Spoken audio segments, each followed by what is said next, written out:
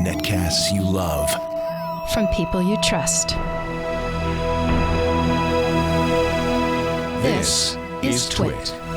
Bandwidth for the Tech Guy is provided by Cachefly. CACHEFLY.com. Hi, this is Leo Laporte, and this is my Tech Guy podcast. This show originally aired on the Premier Networks on Saturday, March 31st, 2018. This is episode 1475. Enjoy. The Tech Guy podcast is brought to you by Lastpass. Join over 13 million Lastpass users and start managing and securing your passwords today. Learn more at lastpass.com/twit. Well, hey, how are you today? Leo Laporte here, the Tech Guy. Time to talk computers, the internet, home theater, digital photography, smartphones, smartwatches, and all that jazz. 8888 Ask Leo. That's the phone number. 888-827-5536. That's toll free from anywhere in the U.S. or Canada. So come on. Give me a ring if you want to talk about technology. I guess we got to talk about right now about cell phones because I told you, I've said it many times, if there's any danger from radiation from cell phones or Wi-Fi, I'll let you know. And as I said many times, so far there isn't, but now there is. But it is not cause for concern yet. We're waiting for recommendations from the FDA and others. But there is some evidence that there may be, it can cause cancer in male rats. Not so sure about female rats. And as always with these kinds of studies, there were they were exposed to a lot of radiation over a number of years, 2 years. But here's the thing that's interesting. The original study, this takes a little understanding about how this works. It's a federal study from the U.S. National Toxicology Program, NTP. And the NTP uses labels to indicate how strong the evidence is. There's the strongest, which is clear evidence, some evidence, equivocal evidence, and no evidence. When the original researchers produced their study, they labeled the evidence equivocal, which is the second lowest. Researchers couldn't be sure what radiation caused the tumors, or that the radiation indeed caused tumors. One problem is the longer you go with these rat studies, the more likely they're just going to get tumors because that's what rats do as they age. But then, interestingly, the studies, the pair of studies, went through what they call peer review, where you get a bunch of experts, people who are in the field, and the peer review committee upgraded, this is very rare, upgraded the studies, the folks who did the studies' recommendation, and they upgraded it from equivocal evidence, in some cases, to clear evidence. Now, that's why it caught my attention, because clear evidence means they believe there is a provable link. So that is really interesting. This is the first study that's ever shown this. There have been a number of studies that have kind of hinted at, or maybe. So I guess the reason I bring this up is, these have been passed now along to the Food and Drug Administration. The guy who designed the studies, a senior toxicologist with the National Toxicology Program, has retired. He retired almost 10 years ago. He retired a while ago. But he said, this is a double negative. It's unlikely that any future study could conclude with certainty that there is no risk to humans. He said at this point, it's going to be hard to say there is zero risk. Still harder. It's hard still to prove that there is how much risk there is, but it's no longer can we say there is no risk, or we can show there's no risk. He said, I don't think that's the case. He said he believes the FDA should put out indications to the public that you should, and these are his words, Ronald Melnick, Maintain a distance from the cell phone device to your children. Don't sleep with the cell phone next to your head. And use wired headsets. And he thinks the FDA should do that right now. So I'm passing this along to you.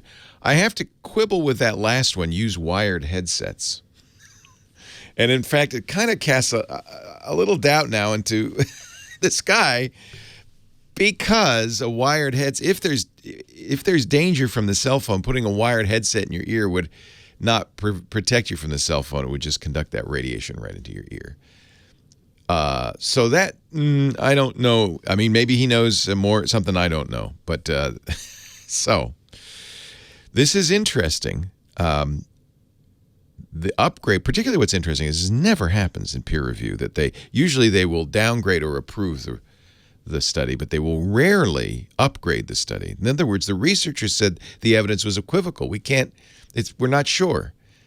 And the peer review said, no, this is a good study. It's equivocal.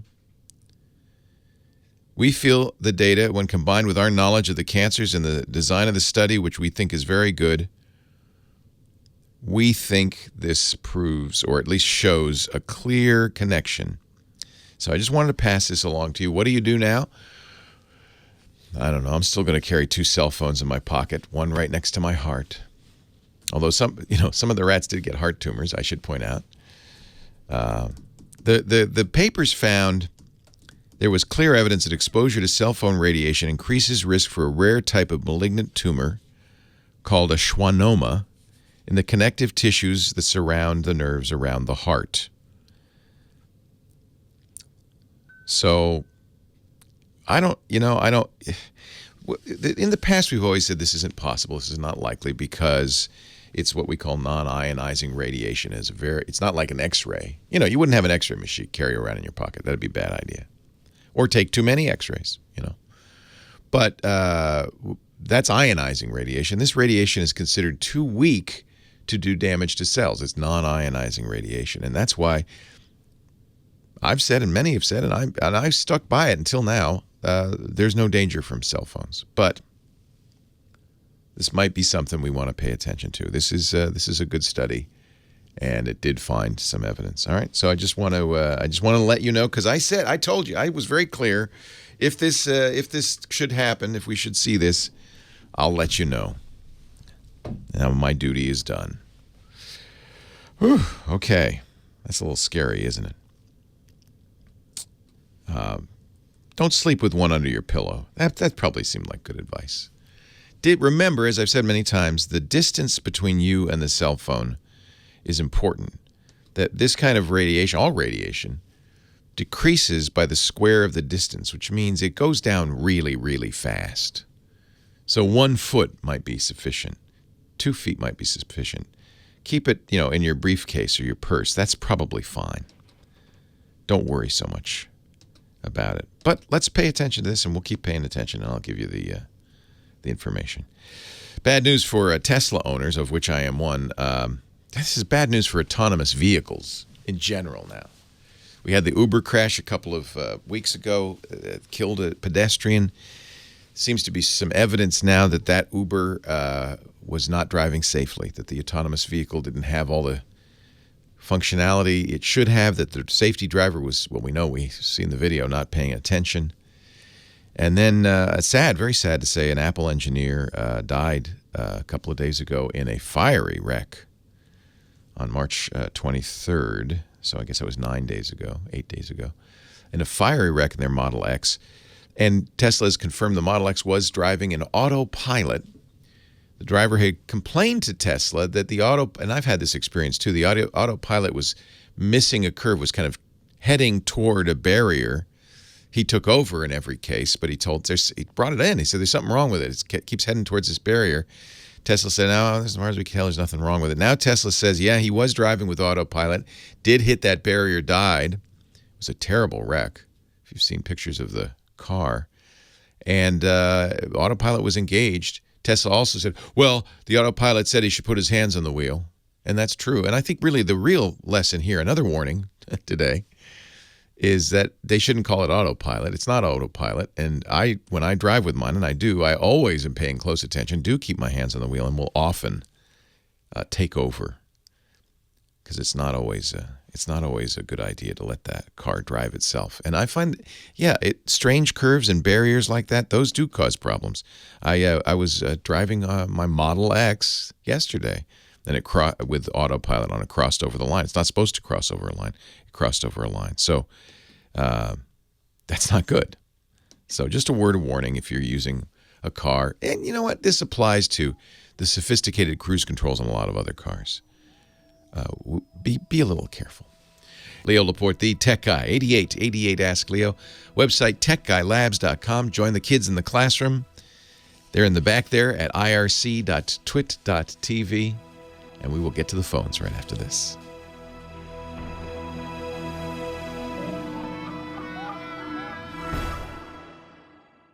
Leo Laporte, the tech guy. There she is, Kim Schaffer, answering the phones.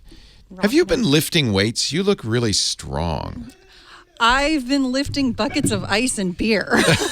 Another way to stay strong, lift buckets of ice and beer. I tell you what, 7.5 hours working in a bar will keep you in shape. You do that during the week? Yeah. Wow. Yeah, that's my new day gig. Nice. I'll have to go and visit. Yeah, you should come to the pub. Maybe we shouldn't should we give out the name or no? You can. It's the Mayflower in San Rafael, California. Nice. I'm going to come down and harass you. Visit you. It's a great Irish English pub. Oh, yeah, because you were having so much fun on St. Patrick's Day. Yeah. Well, I'm glad you spent some weekend time with us. That's very nice of you. But I did get a little beach time this week on my days off. Can you believe the weather we've been having? It was gorgeous. So I drove out to Stinson and it's nice. It's very nice. Got a little too red though. It's okay. It's okay. Yeah. So you've been answering the phones here. Yeah. Nathan in Canada had an app show up on his Apple TV mysteriously, and he's wanting to know if Apple did that to him. What? How could that? He can't get rid of it. It sounds like Apple's put it there. Wow. Yeah.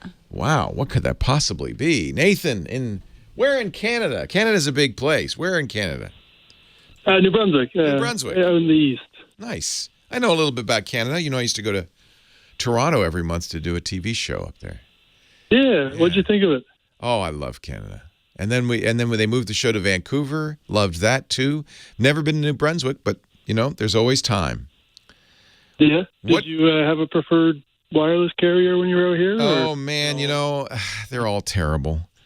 And then I don't mean just they're all terrible in Canada. They're all terrible everywhere.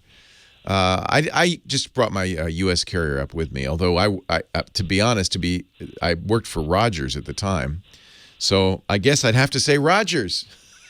Yeah, I agree. I find they're the best out of the bunch. The best of the bunch. Yeah, yeah. What can you say? It's funny because you think that the U.S. cell phone carriers are bad because they used to be a monopoly or something, but no, it's just as bad in Canada. It's no better. Yeah. What can I do for you today? I came home one night and CTV, its Global Go app had installed itself onto my app. Oh, really? Yeah. And I did a reset, like a factory reset on the Apple TV, and it didn't come back up right away. But then the next time I turned it on, it was back on. And it just seems strange, whereas it's an Apple TV. I was wondering if you've heard of this, if it's normal or... That is very weird. Is it the Global Go app? Is that what it is? It is. Yep, that's exactly what it is. And is CTV your cable provider, your internet provider? No, my internet's provided by Rogers. So a competitor. Yeah, I'm not entirely sure how all that works, but you probably know more about that than I do. So they made a big deal when Global Go became available at the end of last year for the Apple TV. But I don't know of any reason why Apple would put it on there. The only apps Apple puts on there are their own apps by default. Is it possible that you have a family member? You are using Apple's family accounts? No family counts. I'm the only one in this house. And yeah, the only thing on my Apple TV right now is the apps, like the Apple apps that Apple pre-installs on it, and this Global Go app right underneath them all. Rogers does own CTV, so I'm wondering, although I don't know how they could do this, I'm wondering if your ISP is doing this to you, your cable company. That is very odd. But again, I'm a little at a loss because I don't know what's going on in Canada. I know in the U.S., the only TV apps Apple installs are the one new one is the TV app, which Apple put on there about 2 years ago. You've seen that as well. It became the default homepage because Apple had some ambitions of making an Apple TV a set-top box, replacing the cable company's box with an Apple TV. They went out to local television stations and networks and tried to persuade them of all of this, and they had no success, zero success. So all I can think of is that Apple does sync apps. If you install an app on your iPhone, do you have the Global TV app, the Global Go app on your iPhone or your tablet? No, I have an iPad. I use an Android phone. I do have an iPad, but I've never touched the app at all. Is it on your iPad? No, not on my iPad. No, because there is a setting. I would still do this. There is a setting in the Apple TV to not sync apps, and I would turn that off and then delete it and see if it goes away. It is turned off. That's the other thing. Is I can't even delete it. Like it won't show up in the storage for me to even delete it. Oh wow.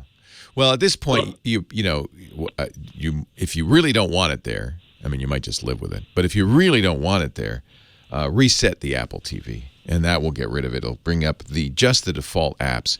Do make sure that the app syncing is turned off so that you don't automatically copy apps over. It may be you have it on your iPad and you just lost it. It's very easy to lose apps in the iPad. Hold down to get the search. You press the middle of the screen and pull it down a little bit. And you get the search and make sure it's not on there. But if it's coming back after you reset, that's a mystery. I'm only going to have to. All I can do in that case is say to our Canadian listeners who have Apple TVs, is that happening to you? Is this something Apple is doing? That does not seem. I mean, as I said, I think Apple has ambitions in this area, and maybe they've made a deal with CTV to do this, but it's certainly not a thing that happens in the U.S., right? Somebody in the chat room said, same thing happened to me, but I was able to delete it. Let's see, it's a bug. It's a feature. Leo Laporte, the tech guy. More calls right after this. Actually, Scott Wilkinson coming up.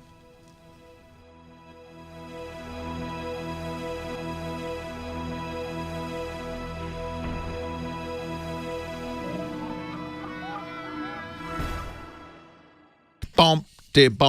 It's time for Scott Wilkinson. He is our home theater guru, home theater geek from avsforum.com, where he's the editor. And he's just back from the 21st century. Later in the 21st century. So Ready Player One, the new Steven Spielberg movie based on the beloved Ernest Cline novel Ready Player One. Which is only from 2011. I know, it's not that old. Yeah. It's very cinematic. When you read the book, it's very cinematic. And so I think they probably optioned it immediately. It has to do with virtual reality, so it's very timely.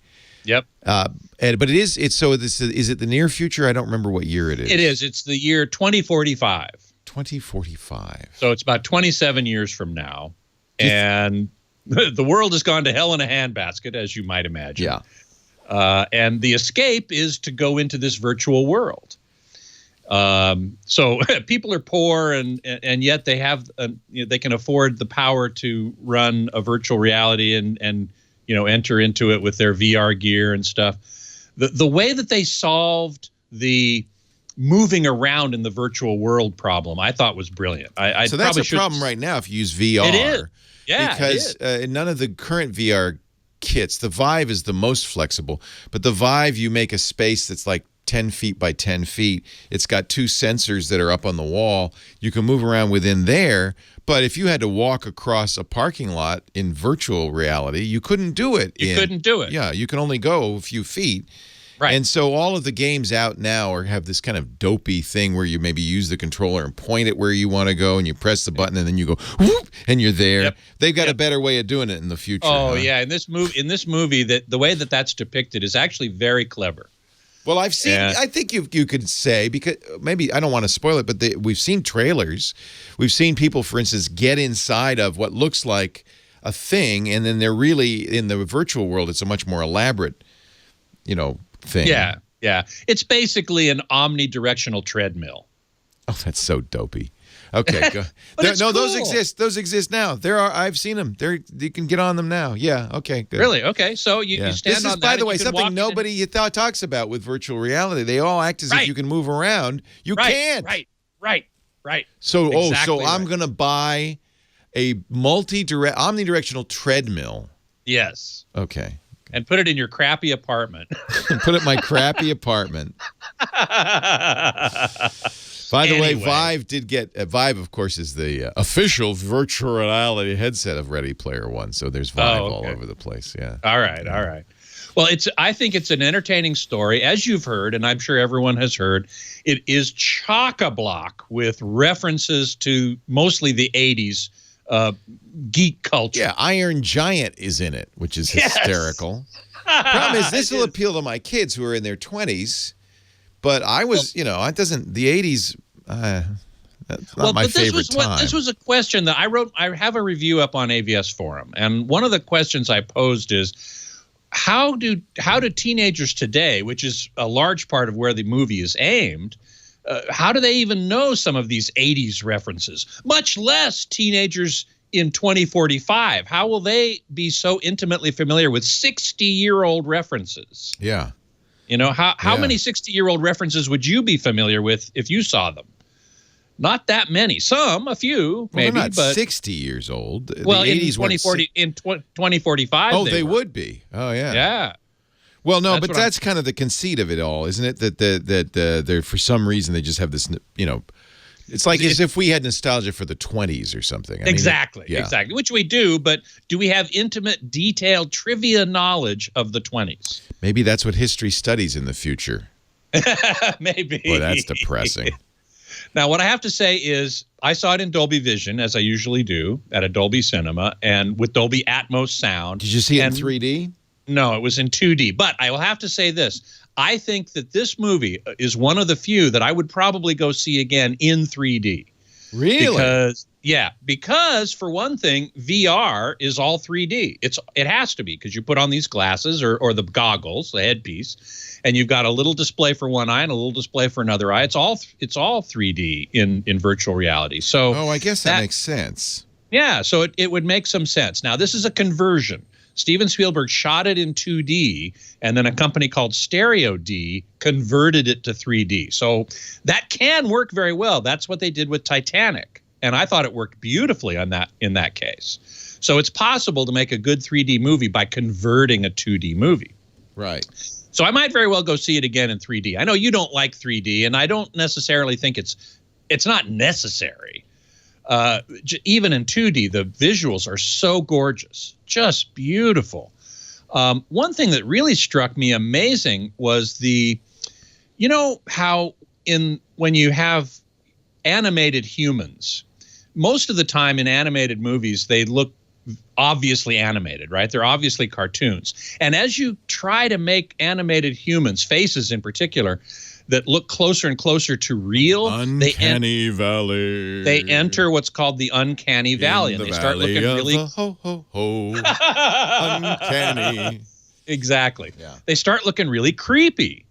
The great example I know of that was the Polar Express. Yes. With Tom Hanks. Tom Hanks. Oh man, those faces! They tried to make them look real, and they were just creepola. Yeah. Now, in this movie, Ready Player One, I think they've gotten a whole heck of a lot closer. What I wrote in the review was that they're way far up the slope of the Uncanny Valley. Oh. And the way that they blended CGI, computer-generated imagery, and live action, I thought was just beautiful. Okay. Just seamless, absolutely seamless. Now, they did a lot of one that was mocap. shot natively in 4K HDR, 3D, and all that. Actually, no, it was not shot natively in 3D, certainly, nor was it shot in 4K natively. It was shot partly on digital cameras, on Arri Alexas, which have a native resolution of only 2.6K, something like that. So it's closer to 2K. Plus, all the CGI was undoubtedly done in 2K because almost no They don't CGI. do CGI in 4K? They don't. It costs too much. That's it's the too much processor computer-generated graphics. But I guess if they quadrupled the resolution, it would take quadruple the time. Correct. To make each frame, and then quadruple the money. That's exactly right. That's interesting. I did not know. I just assumed it. So CGI, anything with any CGI is rendered in 2K. Really? And they might upconvert it to a 4K master, a 4K DCP, digital cinema package that gets distributed to the theaters. They might do that. And they might have done that in this case. I don't know what the DCP was in this case, but even the movie itself was shot partly in roughly 2K digital. The other part of it was shot on 35 millimeter film, and they could have scanned. Yeah. What is that? Is that because Spielberg just likes film? I don't know. It could very well be. Could very well be. Now they digitized This is taking nostalgia for the 80s way too far. Oh, we shot it on 35 millimeter film. Oh, yeah, man. Oh, look at that film.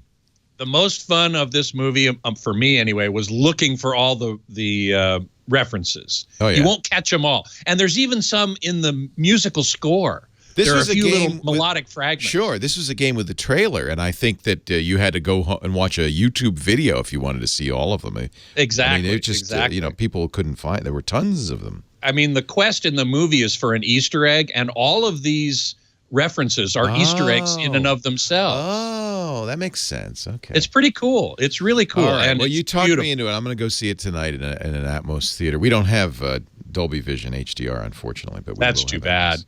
Next week, let's talk about Dolby Vision HDR coming to the Apple TV, a big upgrade. You bet. Yeah. Scott Wilkinson, you'll find his work and all of his stuff at avsforum.com, and he's here each week. Leo Laporte, the tech guy.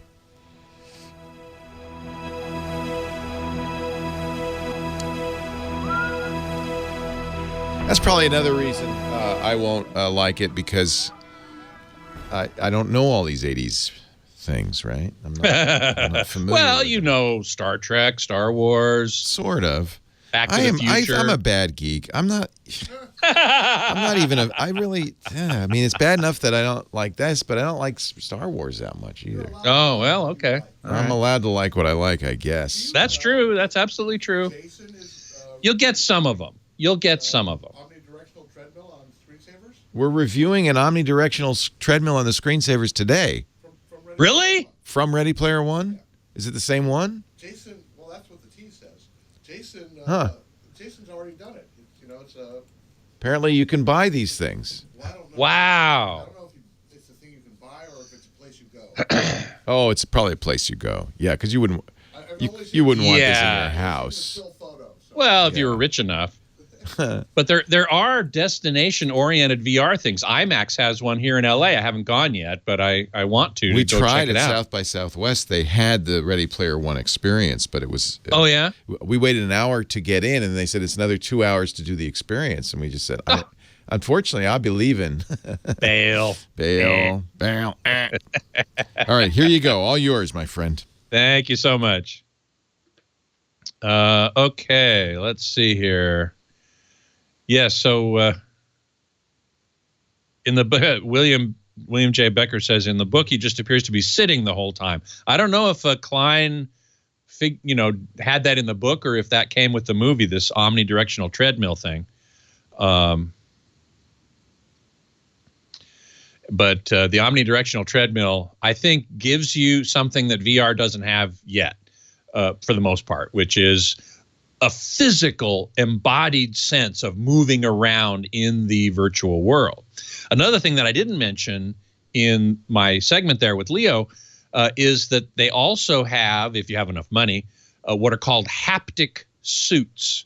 So you put on this entire suit, and then when somebody, for example, touches you in the virtual world, it transmits a signal that causes that touch, you to feel that touch in the real world, because the haptic suit has little actuators, I guess, that poke you in the place where they poked you.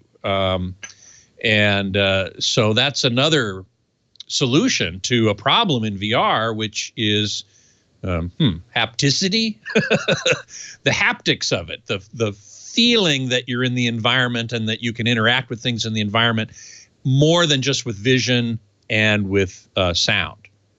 So there were some interesting things in that movie. I really liked it. I didn't necessarily notice all the Vive product placement, Mike Mann. That I didn't happen to notice. I'm not that familiar with Vive products in particular. But it was cool. It was very cool. Oh my God, Captain J saw Ready Player One in 3D at a drive-in? Are there still drive-ins? I'm surprised. I'm amazed. I thought they were all gone, but maybe there are a few. But in 3D in a drive-in, that's even weirder. Yeah, we're going to have the review of the Omnidirectional Treadmill today on the new Screensavers. Wow. Yeah, but you can't buy it. It's as we thought. It's an experience, right? So you go someplace and they've installed it. Yeah. And it's an important step, I think, in the evolution of virtual reality. Well, we'll find out how well it works. Yeah. I look forward to that. Yeah. Absolutely. All right, Scott. We'll talk to you again at the top of the hour. Yes. You betcha. Thank you, sir. Wake up. Leo, I'm sorry. I didn't mean to scare you. Leo Laporte, sorry. I apologize. Go back to sleep. It's okay. It's just the Tech Guy show. You could snooze through that. That's not missing anything. Not missing anything. 8888, ask Leo, the phone number. 888-827-5536. That's toll free from anywhere in the U.S. and Canada. I haven't seen Ready Player One, but it's the geek thing to do, so I guess I'll go see it tonight. And try to enjoy it. I am a bad geek. I guess in a way I'm going to stand up for the fact that you could say I'm a geek, I'm a techno nerd, I'm a tech enthusiast, and I'm not a fan of, let's say, Ready Player One, which is heresy. I'm not even a big fan of Star Wars and Star Trek. Heresy, I know. I like sci-fi, but I like to read it. I don't like to watch it on the screen because I've always felt like you can do more with your mind than you can ever, any movie company could do on a screen, right? It's why I like radio, right? I've worked at TV an awful lot, and we even do video of this show to this day, but I've always found that your imagination is better. And radio's better for describing abstract concepts too, and TV, this always made me crazy when I worked in TV. If you're going to talk about something like networking, most of computing, if you're talking about it, when you're talking about stuff that happens inside the computer, there's no pictures. And of course, you can't have TV without pictures. And that's why whenever they talk about computing subjects, they have these almost virtually nonsensical, they call it B-roll. It's the video pictures they put up on the screen just so that there's something. They're placeholders of, you've seen it many times, of a guy holding a mouse, right? They have a picture of somebody typing at a computer. They have a close-up of his hand on the mouse. I can't tell you how many times I've had to get that shot so that we could do a video piece about technology. Or they show, there's a whole Reddit forum, which is hysterical, of screens from TV shows and movies that are supposedly, real computer screens, real computer code, and it's a hoot. I think the name of the subreddit is "It's a Unix computer," and they just never get it right. So I kind of like the idea. I prefer science fiction with my eyes closed, I guess. Actually, I really like there was a great there was a great BBC dramatization of Star Wars that was quite good. And I think it even had Mark Hamill in it. And you close your eyes, those starships, they look so real. You go and you look at them on the screen. Well, I don't know. 8888 Ask Leo. Line 2, Dar in Hollywood. Hello, Dar. Hello there, Leo. Welcome to the show. What can I do for you today? I just would like to say that I date back to the screensavers. And you know, I was we're big anniversary coming up for the screensavers in Tech TV. The Screensavers Tech TV Call for Help all launched May 11th, 1998, 20 years ago in May. Okay, now I'm feeling old. Thank you. Yeah. Well, what about you're old? What do you think I feel? You were at least a kid when you saw it. Yeah, there you go. Uh-huh. My question is, I do a monthly video internet show that streams on Facebook, on Ustream, and Livestream. How nice. What's the name of it? It's called NitroReports.com. This is, I mean, you know, we talk about TV, but network television is terrified of people like you. You're completely undermining everything that they do because you're doing a TV channel, basically, using free distribution on YouTube and Twitch and Facebook. That's awesome. Live Well, the stream. part I'm trying to figure out is how do I get it? I don't find any key or any gateway that will allow me to get it onto YouTube and stream live. So we stream live on YouTube. I don't know how hard it is. I think really maybe the issue is that what do you use? What tool do you use? You're streaming live on Facebook now, right? Is that where's the first place you stream live? The primary source of it? Ustream and Livestream. Okay. So with Ustream, you use an encoder that sends it off to Ustream, right? You have a login. I actually hire a studio in North Hollywood that has all those capabilities. The one part we haven't been able to figure out is do I need to set up my own channel there? Yeah. I hear that. You need to set up a YouTube account. You need to set up, well, that's true too, but it won't take long. So what you do to stream live, what you do first is you set up a YouTube account for Nitro Reports, which you probably already have, don't you? No. Oh, well, step one. And then you put videos on there. You can't do it live yet. You put videos on there. You have to get, I think it is 1,000 subscribers and 4,000 viewed hours. It's not hard. You will hit that fast. Well, for one of our shows this year, we had 22,000 people watch it. Yeah, no, it's going to be easy. And then once you qualify by the number of subscribers you have and the number of hours of television watched, you'll see it's very in the studio, I presume, if the studio's already doing live stream for you on Twitch and Facebook, then it wouldn't be hard for them to also stream to YouTube. Okay. Basically, the way these work, all of them work the same way. They have an endpoint that you send transcoded video to. And I see. Okay. Yeah. So really, mostly, you can't get the endpoint until you qualify. You can't qualify until you get the YouTube account. So you got your first step. But what is the website? NitroReport.net? Is that it? Nitro Reports, REPO, or NitroReports.com. .com. We've been doing it for about 3 years, and it's about cars, right? It's about drag racing. Nitro fueled funny cars, to be exact. That's correct. NitroReports.com. Oh, man, I've been telling you, ESPN viewing is down. You know that, right? And I fully believe it's because of all the sports stuff, all the great sports content you can consume via podcasts, YouTube, Twitch, all of this.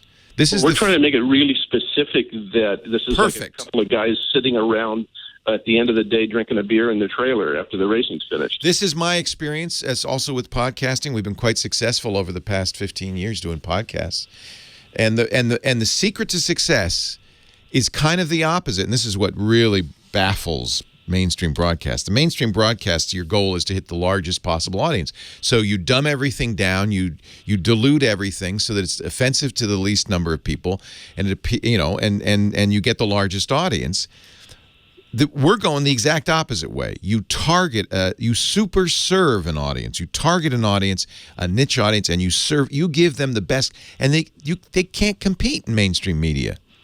And we've got advertisers. And of course you do, because people know what they're getting with you, right? They know exactly who they're getting.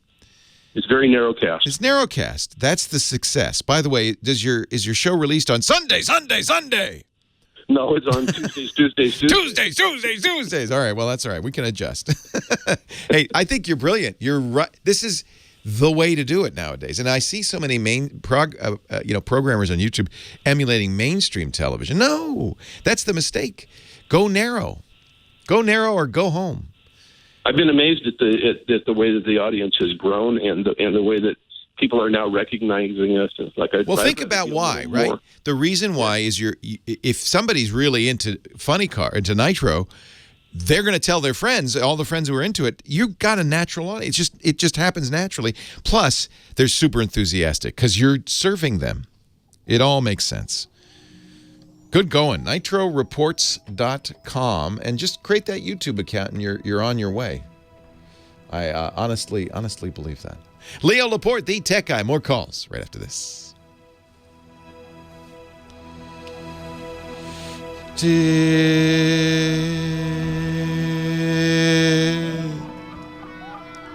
Parump, parump, parump. You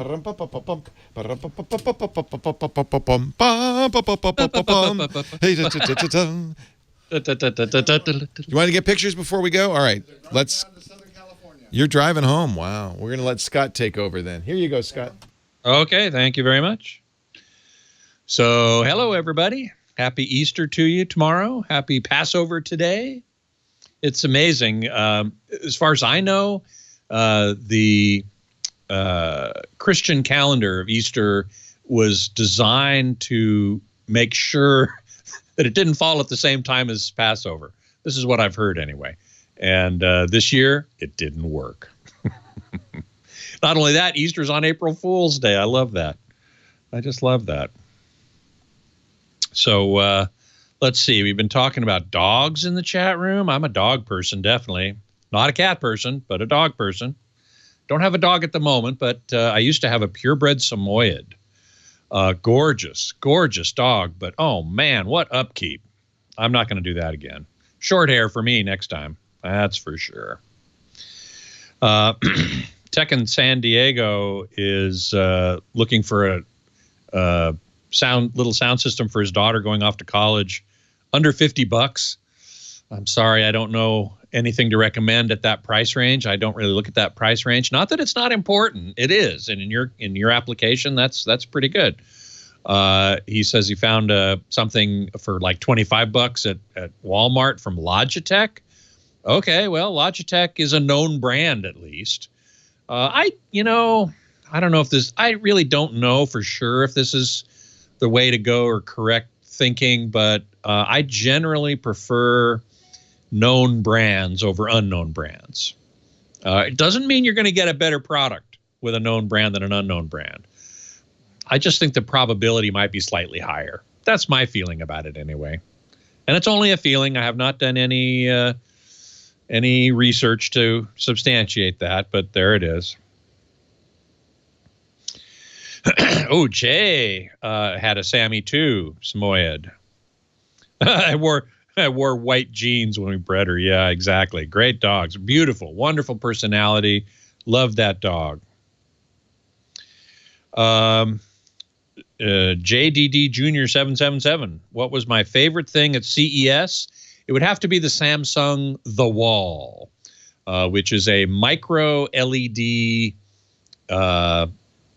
TV, basically. It's a modular, so it is constructed out of tiles that are maybe a foot square, roughly, more or less, in that ballpark. And each tile has embedded in it teeny tiny LEDs, red, green, and blue, one of each for each pixel. And those LEDs emit light directly. There's no going through an LCD panel. There's no brightness limitation of OLED. You can far off axis. You can see everything perfectly clear. And you can build a screen of any size. The one that they were showing was 146 inches diagonal, 16:9 aspect ratio, and that was at 4K. And therein lies kind of an interesting little thing about micro LED displays. The dot pitch, if you will, the distance between the pixels is fixed. And so if you were to watch just one of these tiles, if you were to create a screen that just had one of them, its resolution would be whatever the resolution of that tile is, pretty low. If you put a bunch of them together into a 146-inch screen, you've got 4K, UHD actually, 3840 by 2160. If you put together more, you could get to 8K, but it would be a gigantic screen. So the pixel pitch is fixed on these screens, unlike LCDs and even OLEDs, which you can make with the same resolution at different sizes. And what that means is the distance between pixels gets smaller as the screen size goes down. Can't do that with micro LED, at least not yet. Plus the fact this thing's going to be hell expensive. And they say they're going to sell it this year, and I hope they do, because it's a gorgeous picture. It's really amazing, actually. You don't see any seams between the tiles. At least I saw them a couple of times under very certain specific conditions. But generally speaking, I didn't see them. It looked like a perfectly smooth, natural picture. So that is what I thought that's what excited me the most about at CES. BC is asking thoughts on the Samsung NU8000 line. I have to say, most of Samsung TVs, LCD TVs, and that's all they do, LCD TVs, are edge lit, and the lighting, the backlighting, consists of LEDs along the edge or edges. In some cases, only one edge of the TV. I've never liked the way that looks. I much prefer what's called FALD, F-A-L-D, full array local dimming, in which there's an array of LCDs behind the, an array of LEDs behind the LCD panel. And those LEDs are divided into zones, and each zone can be dimmed or brightened as needed by whatever's on the screen at the time. So if you have a dark night scene with the moon, say, most of the LEDs will be dimmed, but the LEDs behind the moon will be brightened. And so that gives you greater contrast, more uniformity. It has its own problems, particularly what's called haloing, which is if you have like a star, a bright star, then all the LEDs in the zone behind that star are going to brighten up, and it's going to look kind of like a halo around that star. So that they mitigate that in one way or another. Generally speaking, though, I much prefer the FALD displays. And Samsung this year, for the first time in quite a few years, has introduced some FALD LCD TVs. They're the most expensive ones. They are the QLED, the top QLED series, Q9 and Q8. So that's much more expensive than the NU8000.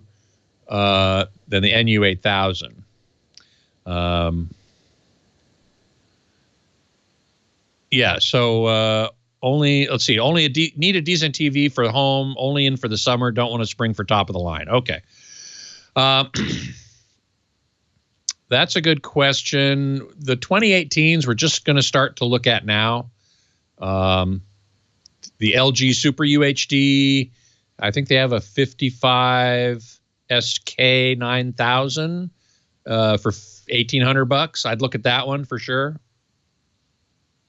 Mike Man, sadly, I'm not going to NAB this year, so no NAB meetup for me, I'm sorry to say. Chumley's asking, anything 4K right now will be better than the Kuro or Pani THX Plasma?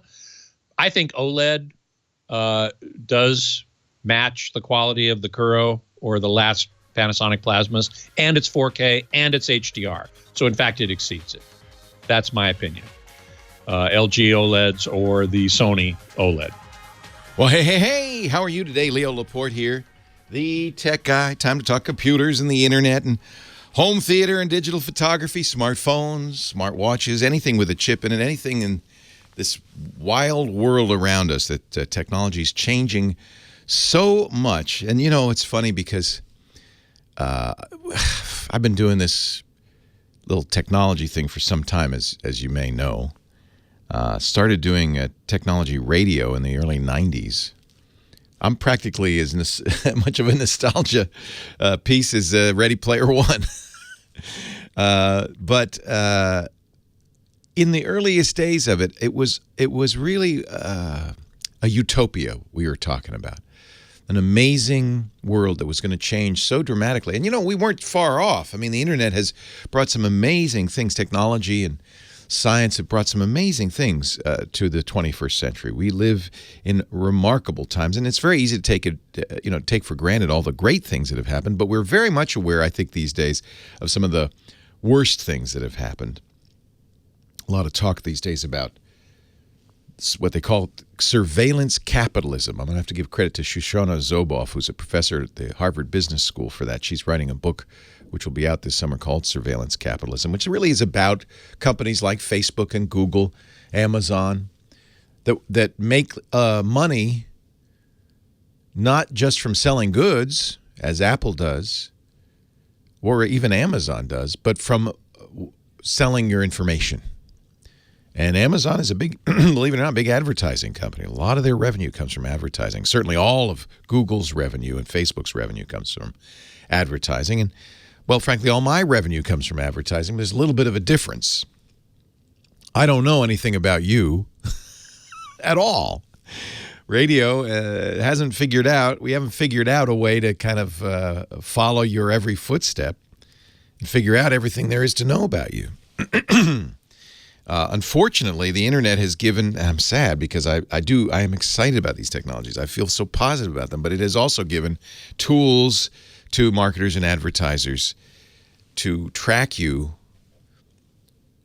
in, to the nth degree. And advertisers love it. I don't blame them. I would love it too if I were an advertiser.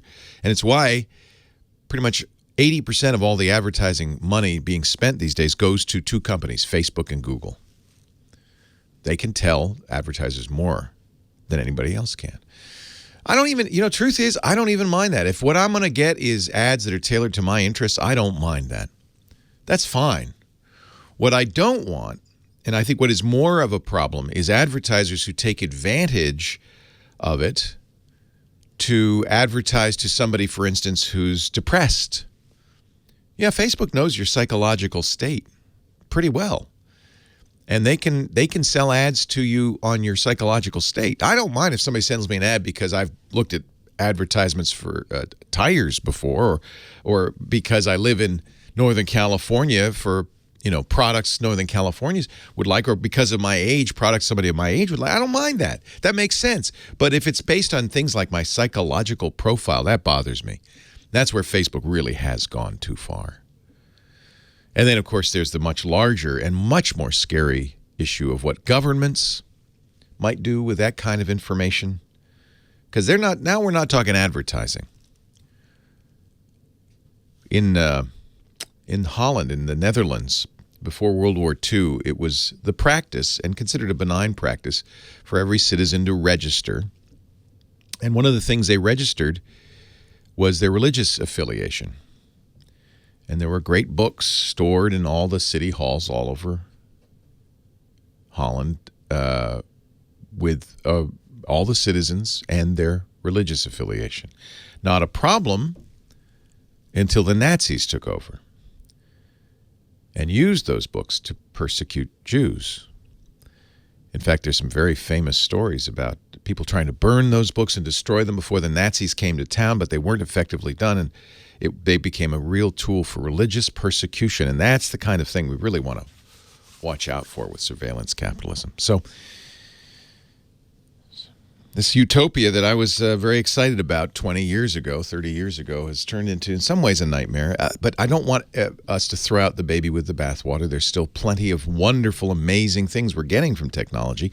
And, Mark Zuckerberg always points to, oh, look, the connections you're making. And that's true. That's why people are reluctant to give up Facebook, because of these connections. There is value to that. So what we really need to do, in my opinion, is call on Facebook to just be more careful about what they do with our information, And maybe as users, we have to be more prudent with what kind of information we give out. Part of the problem is Facebook doesn't tell you what they can find out about you. And we're learning that they have been very aggressive in collecting data. For instance, Facebook Messenger, they've stopped now, but took advantage of kind of a loophole, a leniency in Android to record every phone call made, not the audio, but just the time of the phone call and who you were calling in your phone. People found that out because they downloaded their Facebook data and found that information in their Facebook data. Facebook probably, had they known, they probably would have expurgated that information. It's good they didn't. And who knows what other stuff they are deleting in your Facebook data. It makes me nervous. We should certainly be careful about what we put on Facebook and other sites. But there's also information we unwittingly give up. Your Facebook likes. If you check the wrong box on your phone and Facebook collects your call information. Religious affiliation for sure, but there's lots more you're giving away. And frankly, let's not forget that from your searches on Google, which of course Google does keep track of, we've learned, researchers have shown, you can find out all sorts of stuff. There's a very famous case where AOL, for research purposes, anonymized a ton of search information, anonymized it like crazy. There's no names in here. And yet, an intrepid newspaper reporter who got the database legally, because Facebook or AOL was giving it away so people could do research, tracked down a person based on the search information alone. Just on the search information alone. And if you think about it, you're giving away so much information about who you are. Your searches are unique to you that in many cases, even if it is anonymized, even if no name is attached, people could figure that out. So just be aware. I think we need to be aware of it.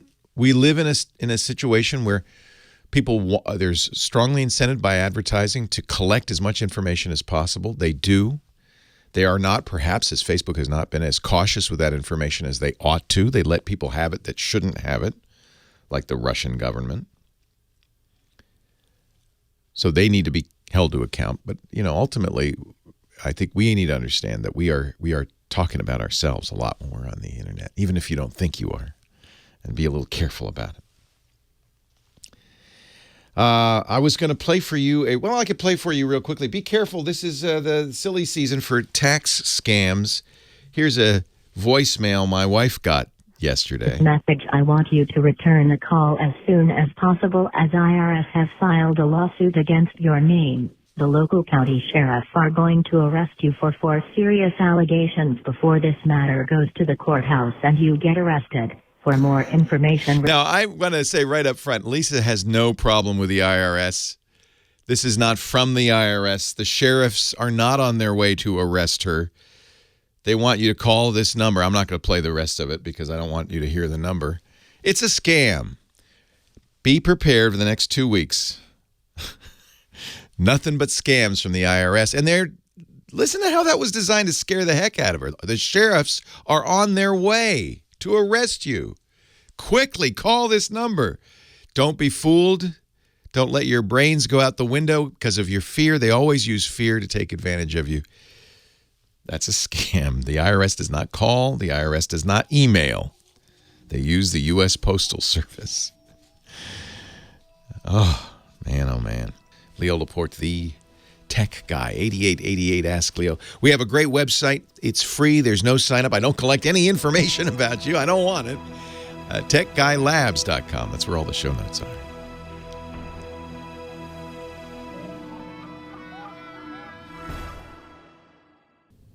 Can I tell you about our sponsor? I should tell you about our sponsor for the show. I want to make sure I have a lot of time for this because you deserve the best password manager out there, and you deserve Lastpass. And let me tell you, I've been using Lastpass, it's got to be 7 or 8 years now. We love it so much, it's what we use for the company. In fact, we are such a strong supporter of password vaults in general, and Lastpass specifically, that we give every employee a free Lastpass account. That's how much I love Lastpass and how strongly I recommend it. If you are making up your own passwords or you're trying to manage your passwords yourself, Stop it. Security is so important, and it starts with a good password. And a good password means you're going to have a good password manager.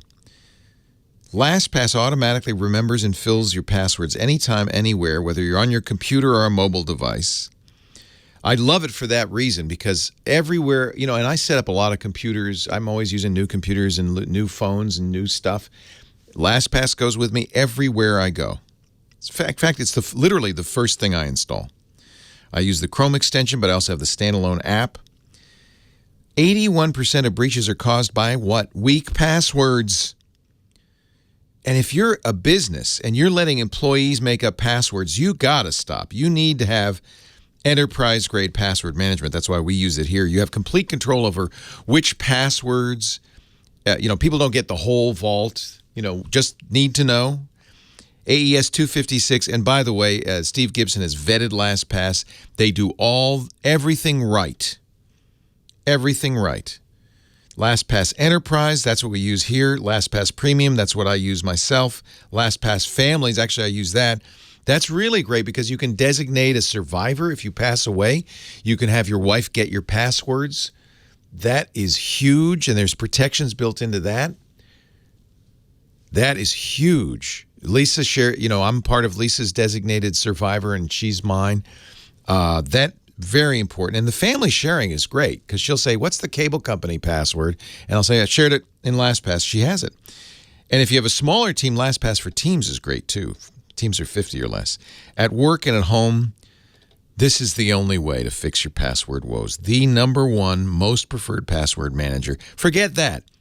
Leo says use it. Steve Gibson says use it, and we both use it. LastPass.com/twit. I can't believe if you listen to any of our shows, you're not already using it, but if you're not, you've got to. LastPass.com/twit, and use it for your business too. We do, and it's really just fantastic. When we started using it, when our engineering manager shared all the passwords on the web publicly by accident, that's when we started using it. LastPass.com/twit. Leo Laporte, the tech guy, 8888. Ask Leo, the phone number. If you want to talk high tech, I'm here to talk high tech with you. Line 3, John in Boston, Massachusetts. Hey, John.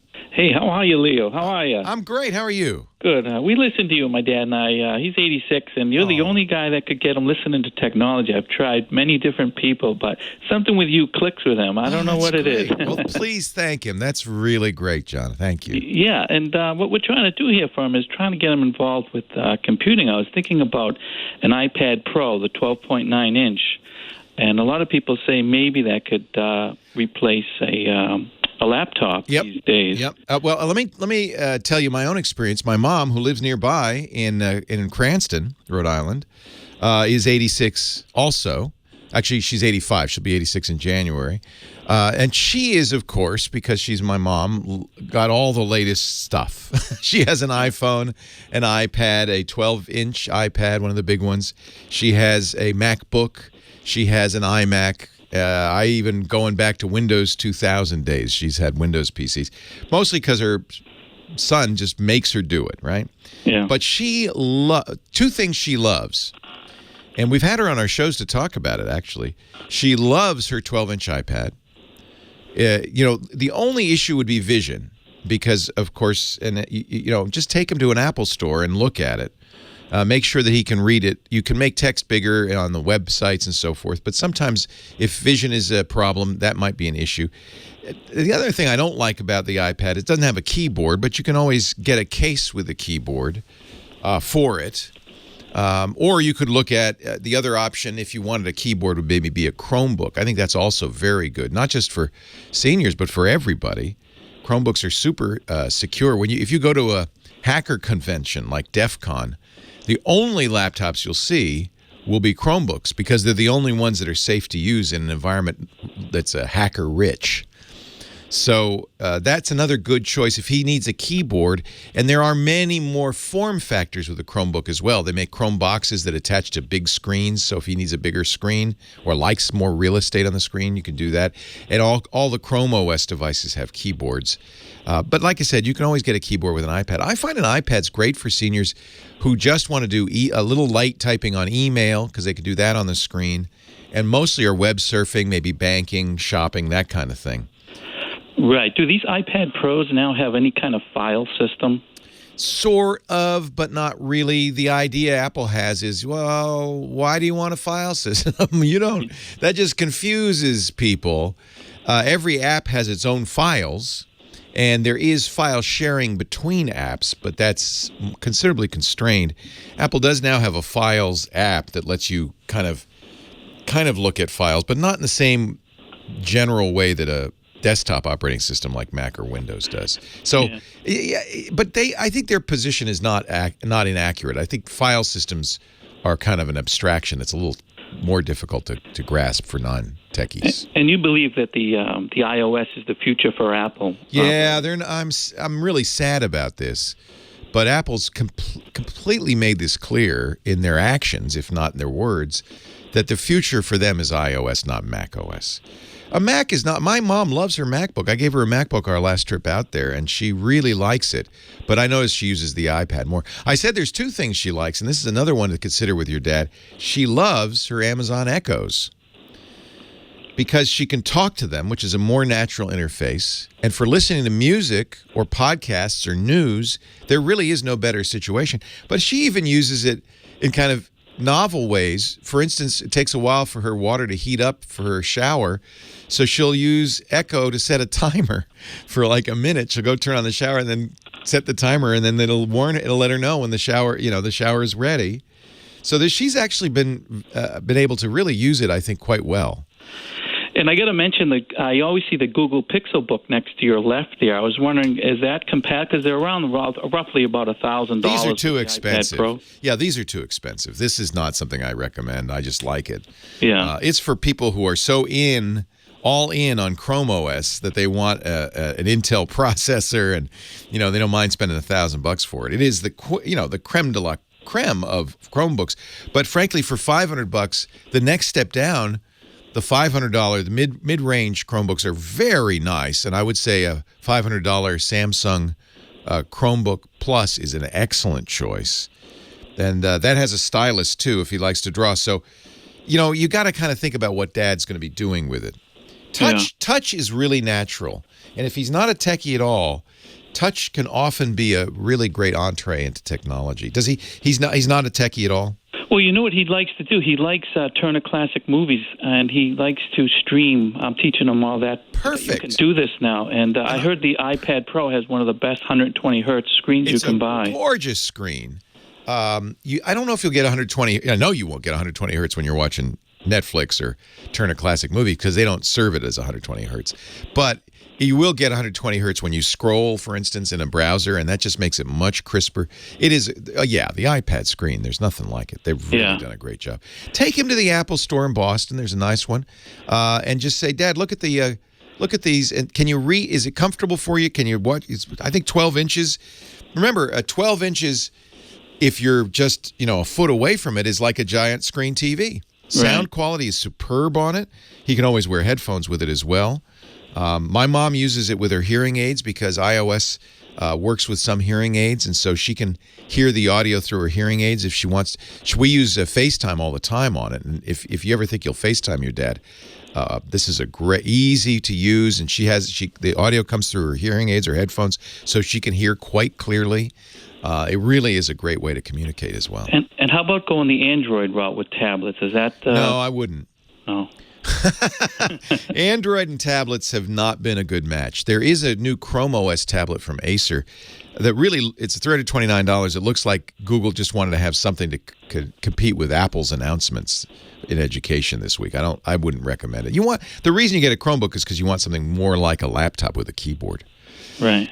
Look at the Chrome boxes as well, though, and the Chrome all-in-ones, because Chrome OS has a lot of different. So if he wants a bigger screen or more of a desktop style, you can do that with Chrome OS too. The nice thing about Chrome OS is you can't break it. And it's totally secure. But I think that's true of iOS as well. Leo Laporte, the tech guy. Yeah, I think there's some. You're really on the right track, which is you don't want to give them a Windows machine. Yeah, I was thinking of that. Yeah, it's just too much. And even Macintosh nowadays, it's not for all of their professed ease of use. It's still a general purpose computer. Requires some learning, whereas the iPad is really pretty intuitive, I think. Yeah, and pretty powerful too, isn't it? Oh my God, yeah. Yeah. Oh yeah. I mean, if you get that iPad Pro, do you think he'd have any use for the pencil? Does he like handwriting or drawing or anything? Yeah, he likes to take notes. But they just came out with that new tablet for students, and I heard that it wasn't laminated, so every time you hit the screen, it makes a little sound, thud-like. Well, yeah. I mean, you'd have to be extremely sensitive to notice that. The bigger issue on that is just it doesn't look like the pen is actually on the surface quite as much. I wouldn't notice that. But remember, that's a 9.7. That's not the 12.9. I mean, but it's the price is right. I know, yeah. I mean, that's the least expensive iPad. I also don't know if it's a great choice because it only has 32 gigs of storage. For your dad, it's probably okay. But, this iPad he can use as a camera. And if he starts taking a lot of pictures, he could use up that storage pretty darn quickly. Yeah. Well, let's take them down. We live near the ocean here. Let's take them down and take some 4K video of some birds or something, some boats, and have them learn how to edit it right there on the iPad. Exactly. I mean, I think this is great. I mean, he's pretty sharp. He's all there like my mom. Yeah, he's all there. Sure. Yeah. So this is, I think, the best thing you can do for somebody as mobility gets more limited. There's this tendency to withdraw. And what this does is it opens the world up and gives them new areas to learn, new things to do, new ways to communicate. And I think it's a great thing for an elder to have one of these. I just think it's fantastic. And Apple doesn't go on sale much, right? So Never. There's no point in waiting for... Well, no. The one thing, I realize that this 12.9 is very expensive. I mean, it's going to be $1,000 all in. Yeah. But I guess... one thing you can do is if you Google Apple Outlet, there is an outlet store where they take people. They're not really old. They were opened. Somebody bought it and returned it. You can save a few $100 there. Certainly look at that. But I wouldn't buy a used one or an eBay one or anything like that. If price is really an object, and really it is his first, so maybe get that $329 one. See if he likes it. Don't even get the pencil yet until he says, hey, I'd really love to take notes. Then you could get the pencil. Yeah. And what is that, $100 for the pencil? Yeah. Yeah. Costco's, they're telling me in the chat room, Kim says, has $100 off the 12.9-inch iPad Pro right now. $100 is not a lot. It's 10%, but that helps. Yeah. Best Buy has the new iPad for $299, the education price. So I think $299 or even $329, that's a pretty darn good price. And do you have any recommended cases for the iPad? I think you use Logitech. I use the Logitech Slim Keyboard Combo. I really like it. It gives you a keyboard. It's a pretty good protective case. If he's not going to carry it around a lot, look at the Apple Smart Keyboard cover. I'm worried about him dropping it. Oh, then, get a nicer case, Yeah, the Logitech really... there's even better cases than Logitech if dropping is an issue. Yeah. But they'll have those at the Apple Store, too, you can take a look at. Okay, well, sounds good. I think this is a great thing to do for your dad. I really do. Yeah, I think it's time that he... I have a Windows machine, and he gets on it, and he's just confused. He doesn't even know how to begin. Take him to the Apple Store and just let him play with it. Just see. I bet you, because it's an icon right there. You just open it, right?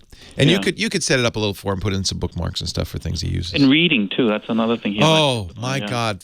I gave my mom a Kindle as well, but she reads on the iPad all the time. Get Texture, the magazine subscription thing, and you're good. You're golden. Do they have National Geographic on? They do. Texture has National. So $10 a month, 200 magazines, including all the National Geographics.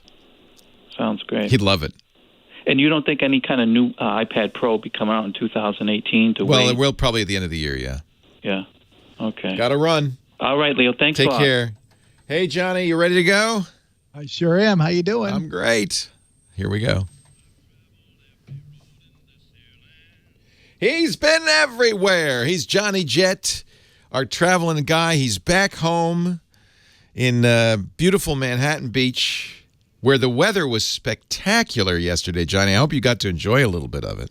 Oh, were you here yesterday? No, but I know because I see all. Well, no, we had beautiful weather up here too, so I figure it must be. You had beautiful weather. Actually, down by the beach was foggy yesterday. Oh, I'm sorry. And cold. Oh my goodness. Well, when I say cold, I mean like 61. We went into San Francisco on Thursday, and it was 80 degrees. I saw that on my crystal clear. I couldn't believe it. Yeah. That's really unusual in San Francisco. So we had a good time. Well, last week I was in South Carolina, and it was chilly there, too. Yeah. Weather. What are you going to do? But that's, part of traveling. But then I went down to Florida. Yeah, and that's always hot. And that was warm. Yeah. Well, it's good to see you back home. So you've been in South Carolina. What was that for? I was there for that Singapore Airlines delivery flight. Right. You were here. Where did they end up flying you to? So I didn't go. I was supposed to go, but it was a 23 and a half hours on the plane. What? You couldn't get off for 23 and a half hours. What? They went around the world. That's around the world. Where did they go? Well, they're going to Singapore, which is halfway around the world. It's I think it's 9 or 11,000 miles. 11,000 miles. Oh, what fun! And so that flight went from South Carolina, Charleston to Osaka. They landed at 2:30 in the morning. The airport's closed, so you can't get off. So they're there for 2 hours to refuel. Oh, that's why. And then it's another 6 hours to Singapore. Yeah, so, you've got a family. You don't get to do those things I just don't want to be that far away from my boy. Yeah, and if they let me off in Osaka, I would have gone because I'm just 10 hours away. Well, but it looked like a beautiful. I saw your pictures. It looked like a beautiful plane. Oh, it really is. And wow. And that's only going to fly medium haul. That plane. It's a new 787-10. And so it's 18 feet longer than the 787-9 series. So Dreamliner. Beautiful. Yeah, but next time I want to. There's so much technology in those. It would be so great for this show or one of our other shows if I could somehow get somebody to show me the technology in those. I things. CC'd you on an email to their head of communications who wants to do screensavers with you. Well, then I'm all in. So, you know me. I read email once a week, so I'll check it right now. Okay, well, check your email because James Boyd is the name. Nice. Great guy. How exciting. Yes. Oh, yeah. Thank you, Johnny. Now, Johnny joins us each week not merely to talk about his travels, as wonderful as they are, but to help us travel better with technology. So I got a website for you, and it's an app. Okay. So it's called Luggage Hero. Have you heard of this one? No, but I like it already. Okay, good. What is Luggage Hero? This was founded in 2016 in Copenhagen, and then in 2017 they expanded to London, and now they're in 250 locations. So companies can sign up with these guys, and they'll say, okay, businesses will store people's bags. What? Like they do at the hotel. So let's say you go to New York City and you're on a long layover. Yeah. And you don't want to hang out at the airport for 12 hours, but you want to go into town. But you don't want to check into a hotel. Exactly. So you can find these places that will store your bag. Usually in New York City and in most cities, it's about $2 an hour. This is great. It's really, I don't know why I didn't think of this. So yeah, I bet you. They could extend this beyond just luggage stores, but for sure, it's not luggage stores. It's all kinds of stores. Oh, some of them are hotels. Oh, of course. And they give you up to $2,000 insurance for each bag, but they make sure to tell you, and you should never put anything valuable in check bags, such as jewelry, camera, electronics, or medicine. And that's a big. A lot of older people, they check their medicine on flights, and you don't ever want to do that because if they lose your bag, I can't say it on radio, but you're not. Keep your stash with you, kids. Place. Yeah. Always carry it on. Yep. So, and same thing goes for this. Don't put anything valuable in there. Your passport, things like that. And another thing that people need to make sure they protect very carefully is their passport. Passports on the black market are worth up to $5,000. Whoa. Yeah, I have my special. I'm wearing my Scotty Vest travel jacket, and I have a special place that I won't tell anybody for my passport. Yeah, well, those jackets had 19 or 21 different pockets. So you could steal the jacket and still not find it. I'm telling you, it's like I've lost. That's the one problem with that jacket. Sometimes I can't find what I'm looking for. It's in here somewhere. But I do have a bunch of Scotty Vests. They're one of my sponsors. Full disclosure. Yeah, they were one of ours. Till Scott kind of went off the deep end. But that's another story for another day. Still a friend. I love Scott. So, but there's also other websites, not just Luggage Hero, by the way, for this service. So there's one called Knock Knock City. Knock Knock City? That's for New York. Okay. Verto, Vertoe. Okay. They offer it by the week or the month. So you don't have to pay by the hour, which is, the other guys. The month is not bad if you thought you were going to come back, like maybe you're a business traveler and you come to town for a week every month, as I did, for instance, in Canada. So that is all going to be on our website at techguylabs.com, so you don't have to write all that down. And there's two more. Nanny Bag. Yes. That's overseas. It's not in America. And also Stasher. And that's for overseas and here. And they use businesses like Mailbox, et cetera, and food stores and hotels. But they all have insurance, I'm sure. Well, I know Luggage Hero has up to $2,000 in insurance. But again, I'd make sure. It's like every insurance policy. You have to read the fine print very carefully because, certain things are not covered. And go to johnnyjet.com. I'm sure you have a whole article on this subject. I do. Actually, I'll tweet it out and I'll put it in the show notes right when I can concentrate on doing two things at once. So much stuff on here. It's amazing. And there also, by the way, there are some really good deals out there. I just saw a newsletter. If from San Francisco to Hong Kong, you can fly premium economy on Singapore Airlines, which is arguably one of the best airlines in the world, for $1,100 round trip. What? That includes all taxes. Oh man. Coach is usually that price. This is premium economy, and premium economy is not like premium economy in America. This is full on. You get a leg rest. You get an extra wide seat. So that's definitely a good deal. Also from Los Angeles, Swiss Air. They go by the way. They don't go by Swiss Air anymore. LA to Stockholm, $469 round trip. That includes all taxes. Or New York for our friends on the East Coast, Virgin, $795 South Africa. This is why I subscribe to Johnny Jet's Travel Deals newsletter. It's free. Get all this stuff in your email. Do you have an app for us, sir? I do. So, I was supposed to go to Singapore, and when I'm traveling around, I like to use a lot of ride-sharing apps. So I use Lyft and Uber and things like that because it's so much cheaper than a taxi and usually better service and rooms. So Uber just pulled out of Singapore and Southeast Asia this week. Wow. I don't know if you saw that. No. But so they actually bought their rival, or they didn't buy it. They they pumped a lot of money into it, which is called Grab, Grab. Yes, that's in Southeast Asia. That's huge. So if you're in Southeast Asia, or going there, you definitely want to download Grab. It runs similar to Uber, but you can also get a motorcycle taxi, which I've done in Bangkok. Get yourself a tuk-tuk on Grab. No, that's different. You get a real motor. Those are 3 wheels tuk-tuks, but you get a motorcycle taxi, and that's a real motorcycle. And what, do you sit on the back of it with a guy, or is it really? Yep, wow, and it can be scary. That sounds terrifying. Traffic in Bangkok is horrendous. One time we literally sat 30 minutes and didn't move 2 inches. Yeah. And we had to be somewhere. We all jumped on the motorcycle taxis, and I just said, I hope my dad doesn't know about this. So I told you, son, never to ride a motorcycle in Bangkok. There's one thing I've told you my whole life. Yeah. Johnny Jet. You'll find him at Johnny Jet on the Twitter, at Johnny Jet on Instagram, and of course his website, johnnyjet.com. And it's always a pleasure to have you on. Are you leaving town, or are you going to stay home for a week? Well, I just did 5 flights in the last few days. Yeah. And I'm here for, I think, at least 3 days, possibly more. What a life. Thank you, John. Have a great one. johnnyjet.com. He's crazy. I would have gone on that flight to Singapore. 24 hours on a plane. I can't even imagine.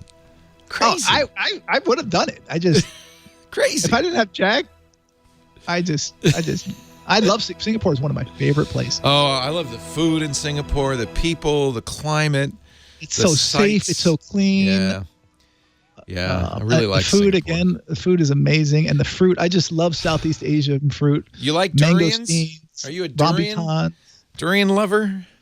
No, I do not like durian. But have you ever had a mangosteen? That's my favorite. No. What is a mangosteen? You gotta Google it. It's hard. You gotta cut it. It's difficult to cut. Does it taste like a mango? No, it's nothing like a mango. It's not related to it. Just tastes like look at it. It's cool. They're really cool. That's the coolest fruit I ever saw. It's a purple mangosteen. Yeah. Once in a while, you can find them in the stores here, or maybe I find them in Toronto. They're not as good, obviously, and they're much more expensive. In Asia, like Kuala Lumpur, I'd go to a night market and buy a bag of them for $2, if that. Here, it'll cost you $5 for like 4 of them. It says, Wikipedia says you might be able to get it in Puerto Rico or Florida. Look at that. They're really good. What's it taste like?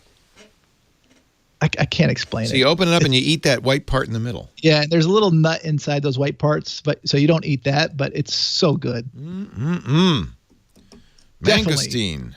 Mangosteen should be on everyone's list. I mean, it's the best. I should be the spokesperson for mangosteen. You give me wanderlust every time I talk to you. I go, I can't. I got to go to Singapore now. I'm dying to go. Well, we're just a couple weeks away from our trip. 2 weeks from Thursday. Getting very excited. Yeah, well, I'm excited for you. Leo Laporte, the tech guy, 8888 Ask Leo, 888-827-5536. Michael, Nashville, Tennessee's next. Hey, Michael. Hello there. Thanks for hanging on. Hi. What can I do for you? Well, let's see. First of all, do I need to have the app available to me in order to use the Echo? Yeah, I think you do. Amazon has an Echo app. They call it by the A word. I don't like to say the A word because I don't want to trigger anybody's Amazon Echo as they listen.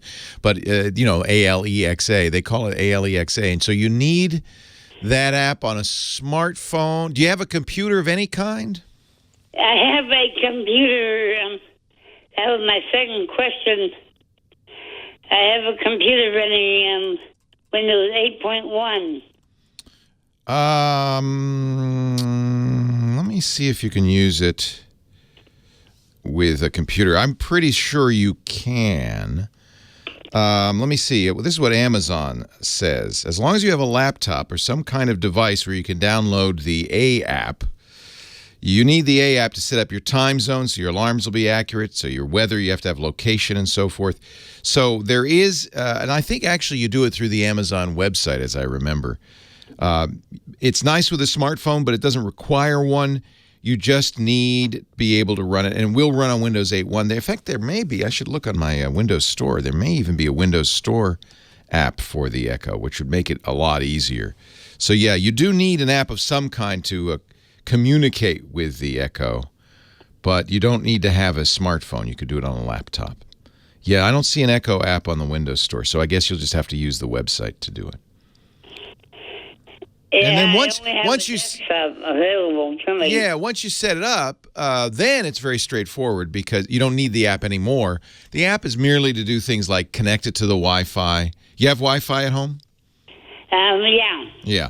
So you need the app to set because obviously the Echo comes with your Amazon account pre-configured, but it doesn't know things like your Wi-Fi, what time zone you're in, your locale.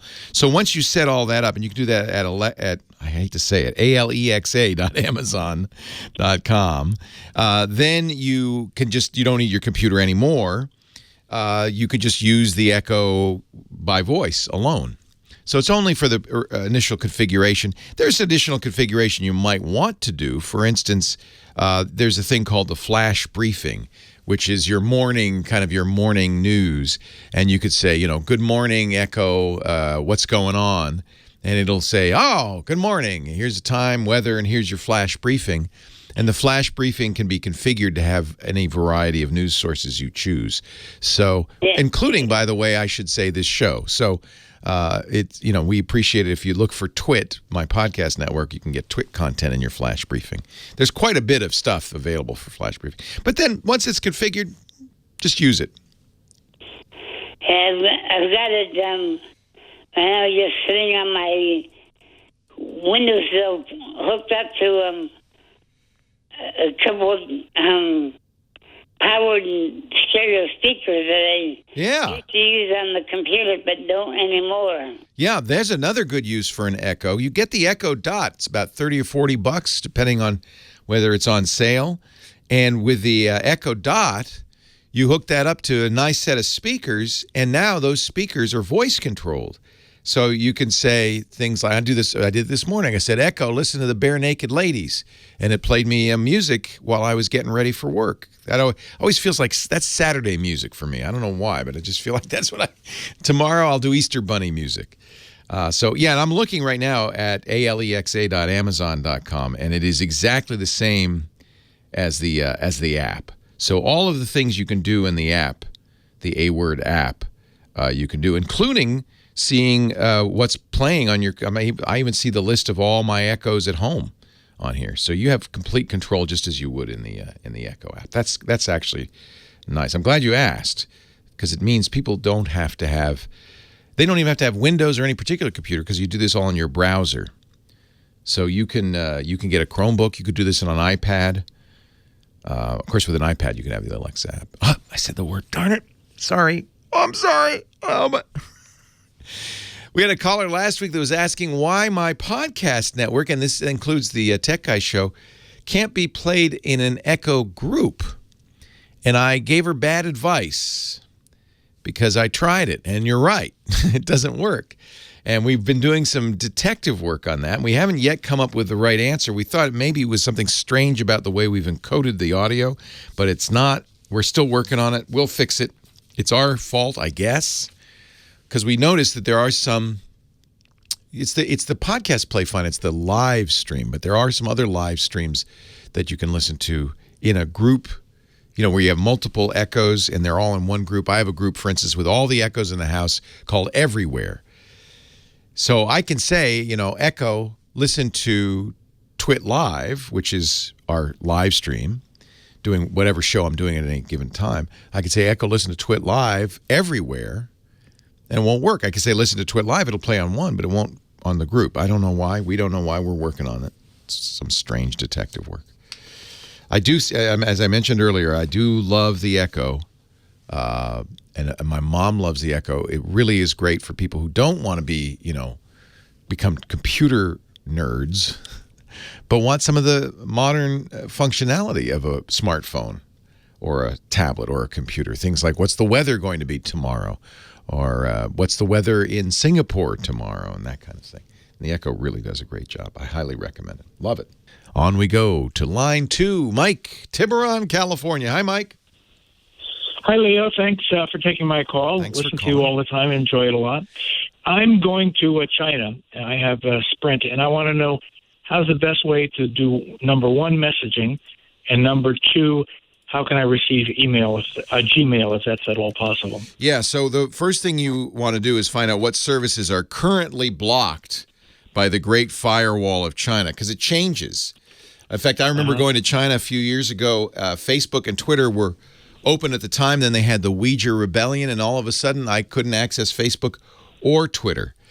So Wikipedia has a great page called Websites Blocked in Mainland China. Gmail, of course, is blocked. So you won't be able to just go to gmail.com. The Great Firewall of China will say, I actually don't know what happens. It just won't work, I guess. That makes for, some tricky. The way I got around sharing, social sharing, was I set up an account to social share via email, but Gmail wasn't blocked at the time. So now you might want to look at creating an alternative email address that goes to your Gmail. For instance, Yahoo Mail is still not blocked for some reason. So what you could do is create a free Yahoo Mail account, have Gmail fetch the mail, or have it send Gmail, connect the two, so that when you send something from China via Yahoo, it goes, to your Gmail account, that kind of thing. You're going to have to do some workarounds. So the first thing to do is go to it's literally called Websites Blocked in Mainland China Wikipedia page. Leo Laporte, the tech guy. Shadow stocks, Michael. Yeah, where are you going? To Beijing and Shanghai, the usual places. You going for business or for pleasure? No, pleasure. Have you been before? First time. I've wanted to go and finally get a chance to spend a couple weeks. I'm so jealous. I was just talking to my wife saying I want to go back to China. I went in 2009 with my son. It was the most amazing place I've ever been. Can't wait. Just loved it. So they're they've become much more aggressive in blocking, unfortunately. And I'm sad to say that Gmail and Google in general are blocked. That's because Google, remember, was unhappy with China's human rights policies and pulled out of China. So you can go to you can use maps.google.cn, for instance. That's not blocked anymore. They were blocking that. Google Translate is not blocked, but you have to go to google.cn. And I think CN for Google is probably Hong Kong, not mainland China. Got it. But you can't go to google.com. You can't, all of that stuff. YouTube, Facebook, all blocked. Right. But it looks like you can. Again, have you ever heard of the shadow socks, which is supposed to be a VPN? Which let me tell you about that. You can do it. Don't. Yeah. I'll tell you for a couple of reasons. There's the purely ethical reason that you're in the country and you shouldn't be trying to end around the country's laws. There's also the very practical reason that you could get arrested. Oh. I don't think you want to get arrested. No. So. Well, that's good advice, because one of the sites that I visited online said that shadow socks work, and of course really I wanted to know if I was exposing myself to hacking or anything else. No, you're exposing yourself to the authorities. So, yeah, you can use a VPN. In fact, the elites in China, it's funny. China's a very interesting country. You're going to find this fascinating. They allow a lot of freedom to the elites, but they're very nervous about the rank and file becoming dissatisfied. So it's illegal to use a VPN. They turn a blind eye, I think, to the elites. However, I wouldn't push it if I were you. Worth it. Yeah, why bother? And besides, you're in China. You don't, if it's illegal to spit on the sidewalk, you don't want to do it, whether you're going to get arrested or not. You want to be it's my opinion. You want to be respectful of their laws. Not to mention that if you're in a Chinese jail, that's not a good thing. No. So I do want to be respectful. Yeah, be respectful. You'll see. So if you look at this site, you'll see there are things you can use, and you just figure out what it is that you can use that will allow you to do some of the things you want to do. Most VPNs, by the way, are blocked. But even if they haven't yet blocked it, they can tell when you're on a VPN. Yeah. So, do you want to use that? I don't know. I'd rather spend my time visiting the beautiful sights of China rather than spending time in the book. That's what I would do. Take advantage. You know what? You may decide, hey, it's kind of nice not to be connected.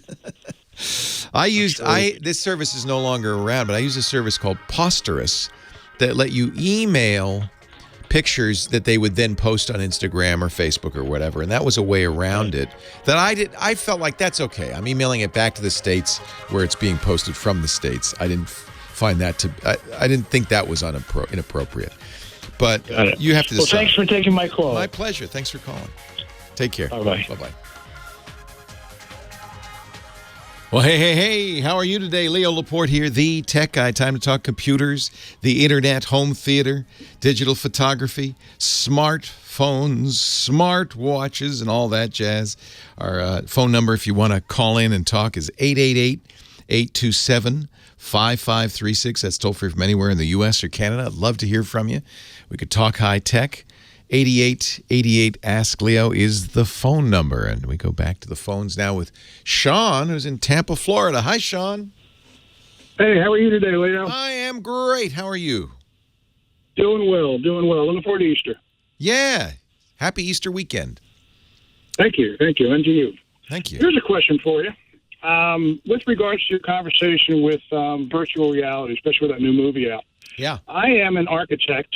And I have invested in some 3D technology that allows you to do the walkthroughs and the spin arounds and all the real life effects for my clients. And the background format is called a Skybox. I don't know if that's specific to either Lumen or Inscape, which are the products that I use. But I'd love to be able to go out to a client's land, their area where they're going to actually build, and put together my own Skybox, my own background, in order to help give them even more of a sense of what they're going to be looking at as a finished product. Yeah. How do I do that Do you know anything about that? Yeah, and so I know that there's some out there, but yeah, the Skybox file format is particular to Inscape, I think, but I think it's also easy to convert it to another format. I see that, for instance, game designers use it. So the issue is, what you probably are going to want to look for is a way to convert Skybox to a YouTube video, so that they can, and this, by the way, would have a huge advantage for you, because for right now, they have to come to your office, right, and put on the helmet and look around. I can send it out on it's a proprietary format, but I can send it out on an email, and I can log in and see what the video would be. So they can do it on a browser as well. Correct. Okay. So that might be sufficient. I mean, because all that would happen otherwise is if you converted it to YouTube video, and YouTube and Facebook both support this. This is, by the way, it's called 360-degree video. It is virtual reality in your case because these things never existed, right? They're looking at architectural designs. But once you convert it to Facebook or YouTube, they'll call it 360-degree video. But the nice thing is then they can use an inexpensive Google Daydream or the Samsung Gear VR. They can use an inexpensive visor and put their smartphone in there, go to YouTube, and have the same experience. You could give them a link, for instance. Right. And then they could do the same thing. How about to build your own custom Skybox? Do you have any information? Wouldn't that on be cool? That would be my ultimate goal, would be to use the client's property and their surroundings to kind of give them their own personal background. That's interesting. So you have a Skybox, and you want to, what's the platform you imagine it on? A VR? I build everything in Revit. Okay. It's an Autodesk product, and then I'll integrate that into Inscape. Yep. And I can load any Skybox that I need to in order to try and either match their existing backgrounds, their existing terrain, or I can make my own. How cool is that? I'd love to have them make my own. Yeah. How cool is that? So that really is VR. Now you've got an existing landscape, and you're putting the design in the landscape. Does Inscape have a player app that just plays it? Yes. You can actually export I don't know if it's an MP4 or if it's an AVI or what the format is. It may be proprietary to Inscape, but I can actually record it and do the fly around, do the walkthroughs, and then send that actually out as a video to either my clients or upload it to my website and have them come on and take a look. So you are able to convert it to a standard video, it sounds like. Yes. Yeah. Yes. So I'm looking at Inscape's knowledge base on using a Skybox as a background. Yes. That sounds like what you want to do, right? That's exactly what I want to do. Yeah. And it has a couple of links there where you can go to get some free Skyboxes. But, it's like anything. Oh, I see. So the way they're doing it is you get somebody else's panos or whatever, and they say from open generic ones that you can use. Yeah, openfootage.net. But yeah, you'd rather go out there, capture the actual client's landscape so that they can see what it would look like in their terrain. I understand that. Correct. Well, it's my lakefront, that kind of stuff. Yeah, so that sounds to me like Open Footage probably is using a standard format. So I'm looking at Open Footage to see if they document it. But it's my guess that they're using a standard footage format, some sort of 360-degree footage format. And if that's the case, I'm sure they are, and Inscape says, here's how you use it as a background, it's just a matter of you figuring out how to take your existing Skyboxes and convert it to that format. And either that or take my own pictures and stitch them together somehow, and that would also be the other alternative. Yeah. Yeah, I mean, okay, so, this is another question then, is how do I make a 360-degree image? Correct. Yeah, and you can go out, and I mean, this would probably be more than adequate. Go get a Samsung Gear camera, 360 camera, or something similar, and just shoot the image and those make it very simple. rather than stitching. You can also stitch, but stitching is never going to be quite as good. These 360-degree cameras are just a few $100. They're not expensive, and they have big fisheye lenses on them. So what happens is, with one shot, you can take a movie or a still. With one shot, this is the Gear. I'm looking at the Gear, Samsung Gear. I think they call it the VR, or the 360. But it has two fisheye lenses, one on the front and one on the back. Together, they combine to get 360 degrees, everything. Above, below, left, right. So you could go out and take a single still. That is in a proprietary format, but Samsung then offers a tool to convert that into the standard formats that everything else supports. So I've done 360 video that I've posted on YouTube and Facebook. I've done 360 stills. Obviously, you can't just post a 360 still on Flickr and have people see it. It's not a still. It's a movie. But this Samsung has software that will convert it. Not great software, but will. So it's my guess. I mean, what we got to do is connect the dots. We got to figure out what open footage uses, and then how. And there's no way open footage exists if it doesn't support these inexpensive 360-degree cameras. Nobody's going to have a $30,000 VR camera. So it looks like it's something called an HDRI panorama. I could do a little research for you, but I bet you could figure it out. They're pretty standard formats. That's one thing right now. We're in the early days of this, and so everybody has, Samsung, everybody has their own proprietary format. But I'm going to guess that. And by the way, I like this a lot, the Samsung Gear 360 or whatever they call it, the 360-degree camera.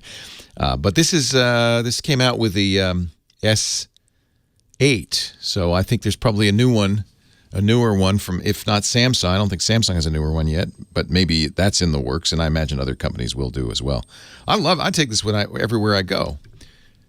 Even though it's still very limited, not everybody can see these images. There's some fun things you can do with it. Gear 360, thank you. Web8602 in the chat room says he has one too. Yeah, this is great. It has a little tripod mount.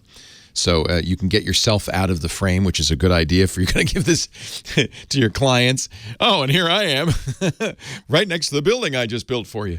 Put that on a tripod, shoot it. You can easily edit out the tripod and the camera, and really you get a great effect with that. The Gear 360 is not very expensive.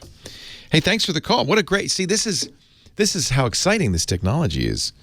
If you're an architect, I mean, imagine you can now show your client what your building is going to look like on their site. Wow. They can look around. They can walk around, see it. That's pretty cool. Leo Laporte, the tech guy. 8888 Ask Leo. Lots more to come. Give me a ring. Let's talk high tech.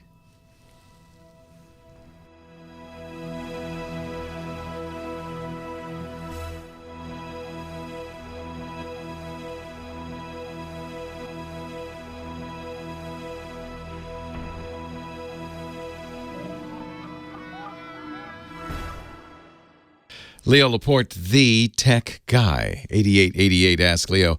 I'll have to ask my expert in 360 and VR, Alex Lindsay at the Pixel Core, what he recommends, and this Skybox format.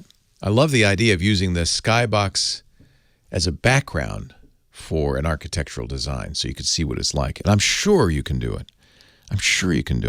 I'll just have to figure that out. And I have to say, I don't know how high a resolution image you have. Obviously, higher resolution is better. And there are, 360-degree cameras you can buy for tens of thousands of dollars. Although I wonder how strong that market is, because Nokia made one. What's it called? The Osmo or something like that. And they stopped making it. Ozo, the Ozo. They stopped making it because it was $30,000. Maybe that. I'm sorry, did I say 30? $60,000. They released it in 2015. And I'm pretty sure that they still have a website. ozo.nokia.com. But I don't imagine people are going to run out and they're doing spatial audio. That's what they're doing. So that's part of it. It wouldn't matter for you as an architect, but if you're going to make a 360-degree movie, it's not enough just to get the pictures all around you. You want to get the sound all around you, and you want it so that when you turn your head, when the viewer turns their head to look to their right, the sound moves appropriately and behind them and so forth. And that's actually a little trickier than just getting the video. You got to record the audio in 360 as well. Line 2, Paul, Southwest Kansas. Hi, Paul. Leo Laporte, the tech guy. Good afternoon, Leo. Thanks for taking my call. I appreciate it. My pleasure. Thank you for calling. So, my question is regarding sound bars, but let me give you a backstory first. When I purchased this home, my wife said I could have my media room. I did. Is this a deal that you made with your wife? It is. When we get to the end of the story, I might be asking for divorce advice. Anyway, just out of curiosity, what did she get?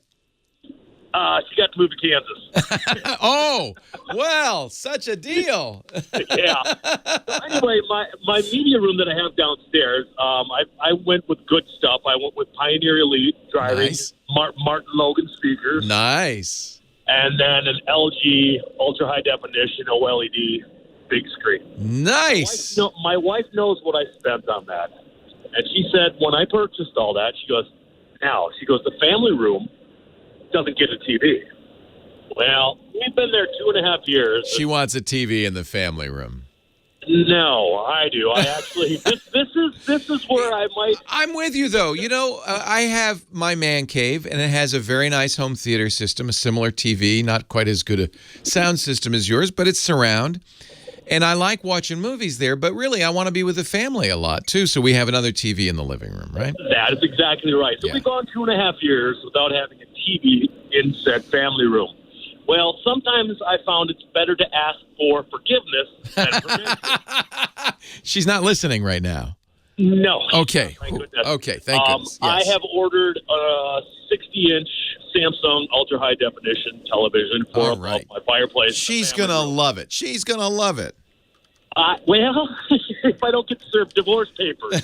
She's going to love it. Put something she wants to see on. That's all choose a show she likes. You're right. Yeah, I don't want to watch The Real Housewives. Oh, yeah. Well, you always that's what you have the man cave for. Yes, that's exactly right. So my question is, I'm used to excellent sound. Now, I want to get a sound bar for the family room because, as you know, the speaker quality on TVs is not the best. Right.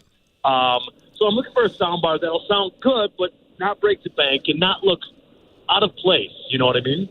You know, what's funny is, so that means you're not going to have left, right, center. You're not going to have surrounds. You're just going to have the one speaker. That is correct. Yeah.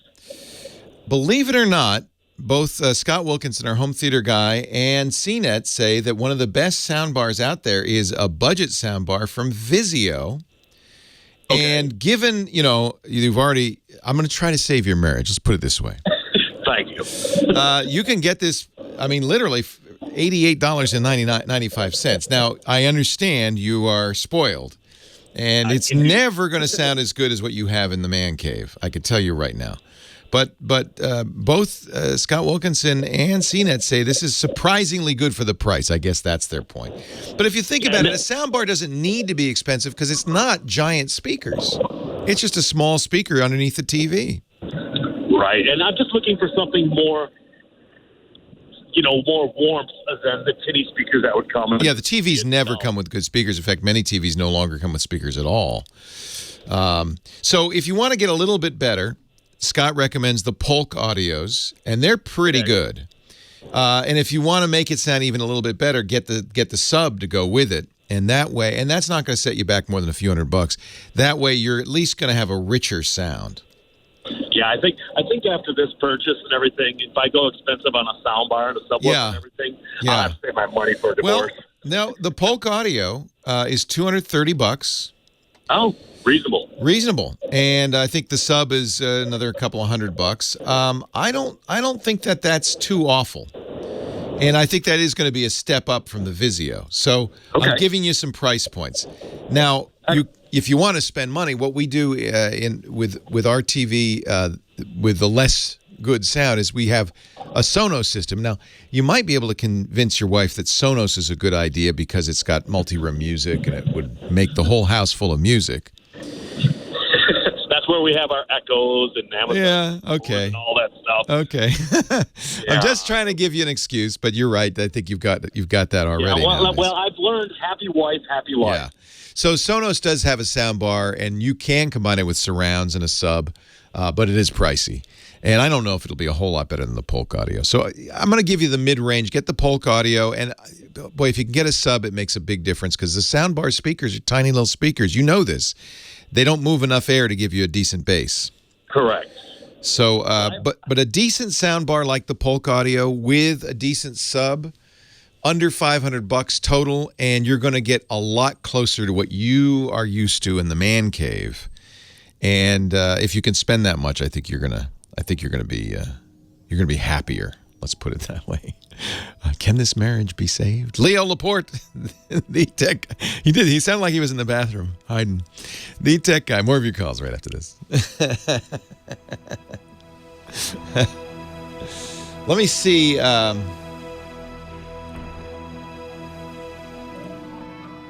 What the? No, actually, look at that. You get the sub and the soundbar. This is what I would get for $300. That includes the sub. So that is and it's a wireless subwoofer. That is pretty good. CNET likes this. Oh, this is the Yamaha. This is another good one. This is not the Polk. Let me go back to the CNET. Polk's Magnify Mini. Oh, it's pretty small, though, isn't it? Yeah. Oh, I clicked the Yamaha. But that's also $300. Now, CNET gave them 8 out of 10 for sound. But that's the same as the $88 Vizio got. So maybe get the $88 Vizio and a sub. I don't know. That's a pretty good price. Wow. Leo Laporte, the tech guy. 8888 Ask Leo. The slow jazz phone number. Michael's in the Palm Desert. Hey, Michael. Leo Laporte, the tech guy. Hey, thank you, Leo. I started out using computers, I think, in the early 80s at a place where I worked in DOS. What would I have been doing in the early 80s? DOS 3? Yeah, 3.3. MS-DOS 3.3, you bet.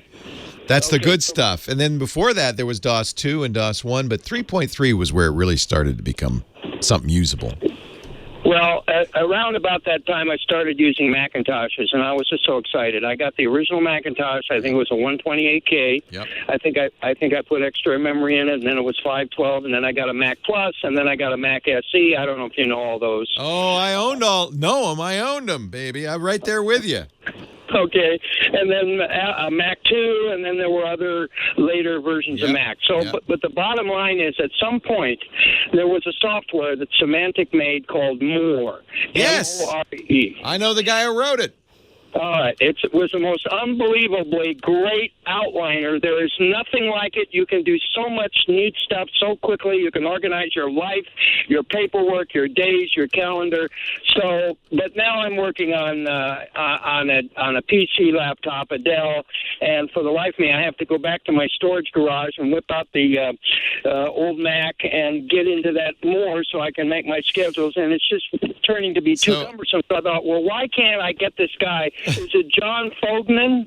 No, the guy who wrote More was a guy named Dave Weiner, who's a good friend, and incidentally invented podcasting because he wrote the RSS specification and added, at the request of MTV VJ Adam Curry, added enclosures so we could do podcasts. Dave's a legend.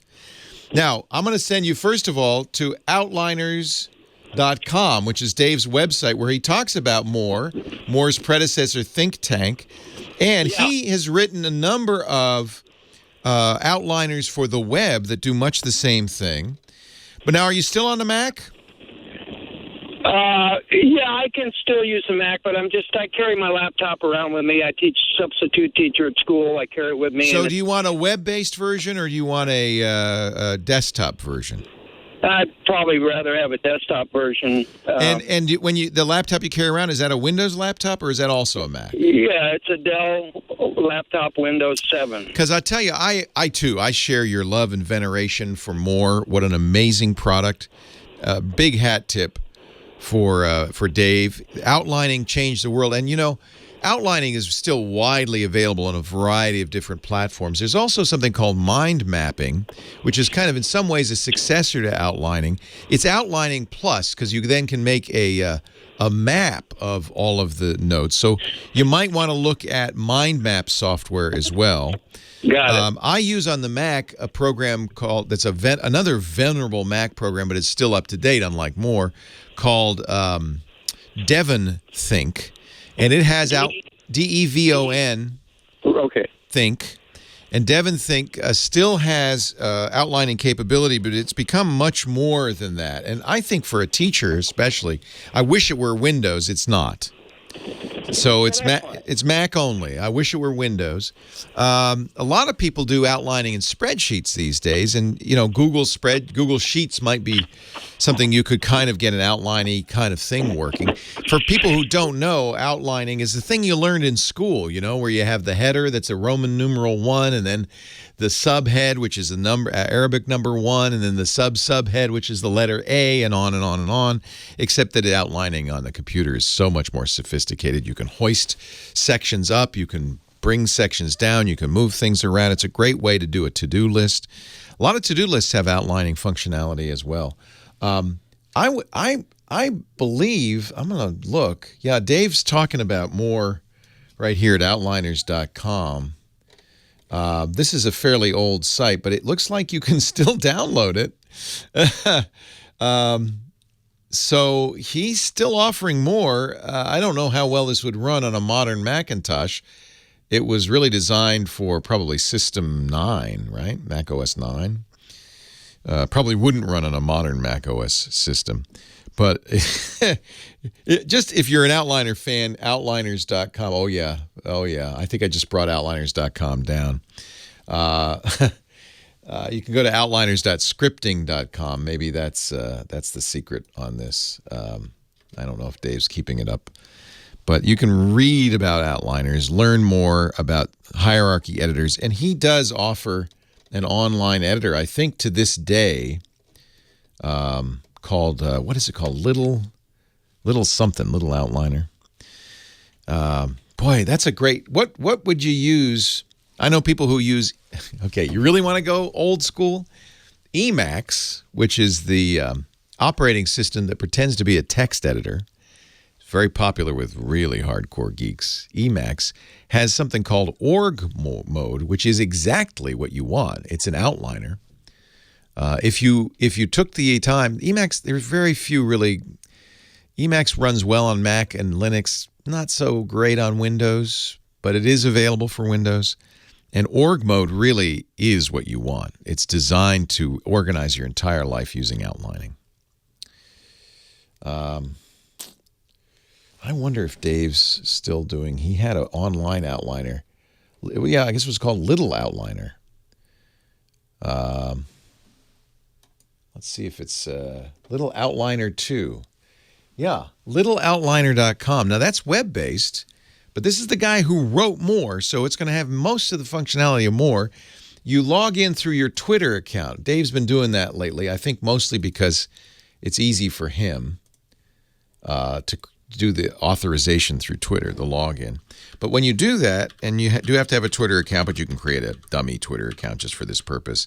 The nice thing about that, it stays persistent, so you can log in on any machine, and your outline will still be there.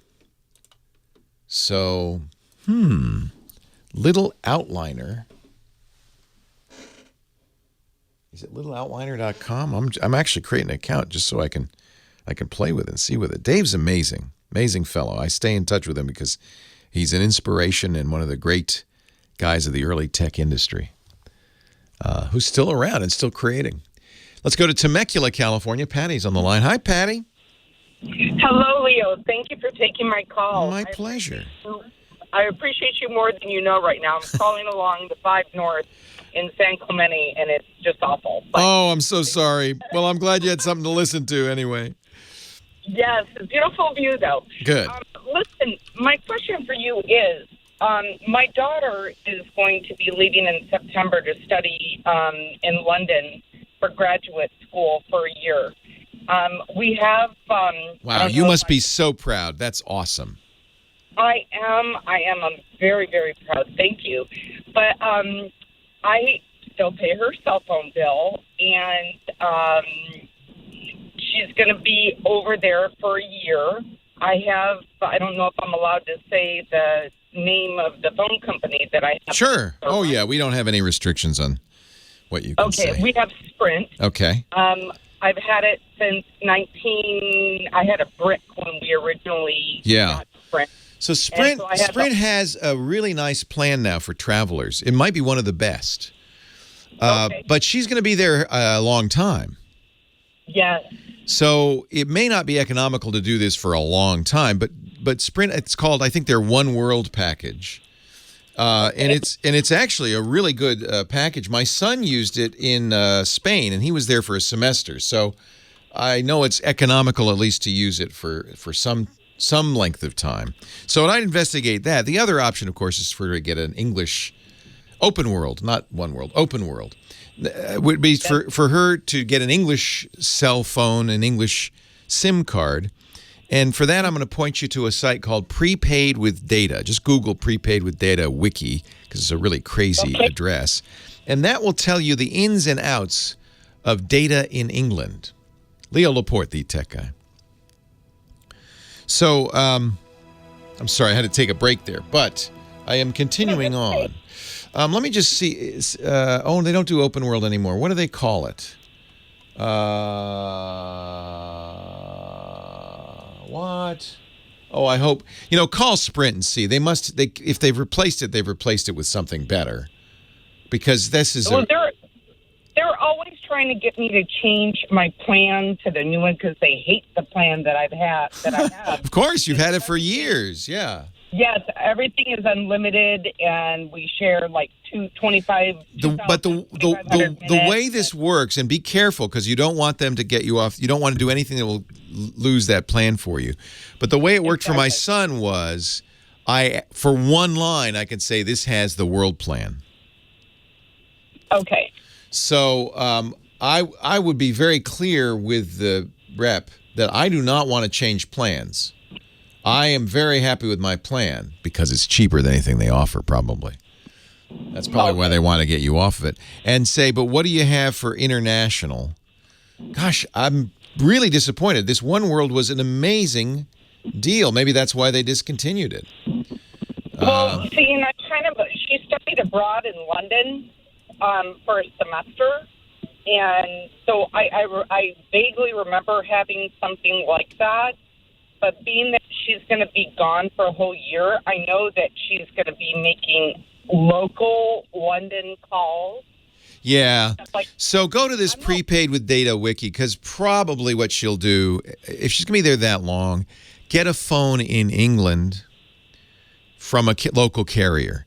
The drawback is she'll now have an English cell phone number, which you will either have to add or she'll have to forward her old number to it, which will cost money. Well, see, that's why I was calling you, because it's like all I see all through this whole thing with her college experience and grad school is dollar signs. Oh, believe me, I know. My daughter's 26, and I'm still paying for her cell phone in college. I completely know. That's what we parents do. That's what we do. And you know what? We're giving them the best gift you can give them, which is a life going forward where they can make their own living. And not to mention that they might take care of us when we get older. Well, I'm hoping. I'm hoping.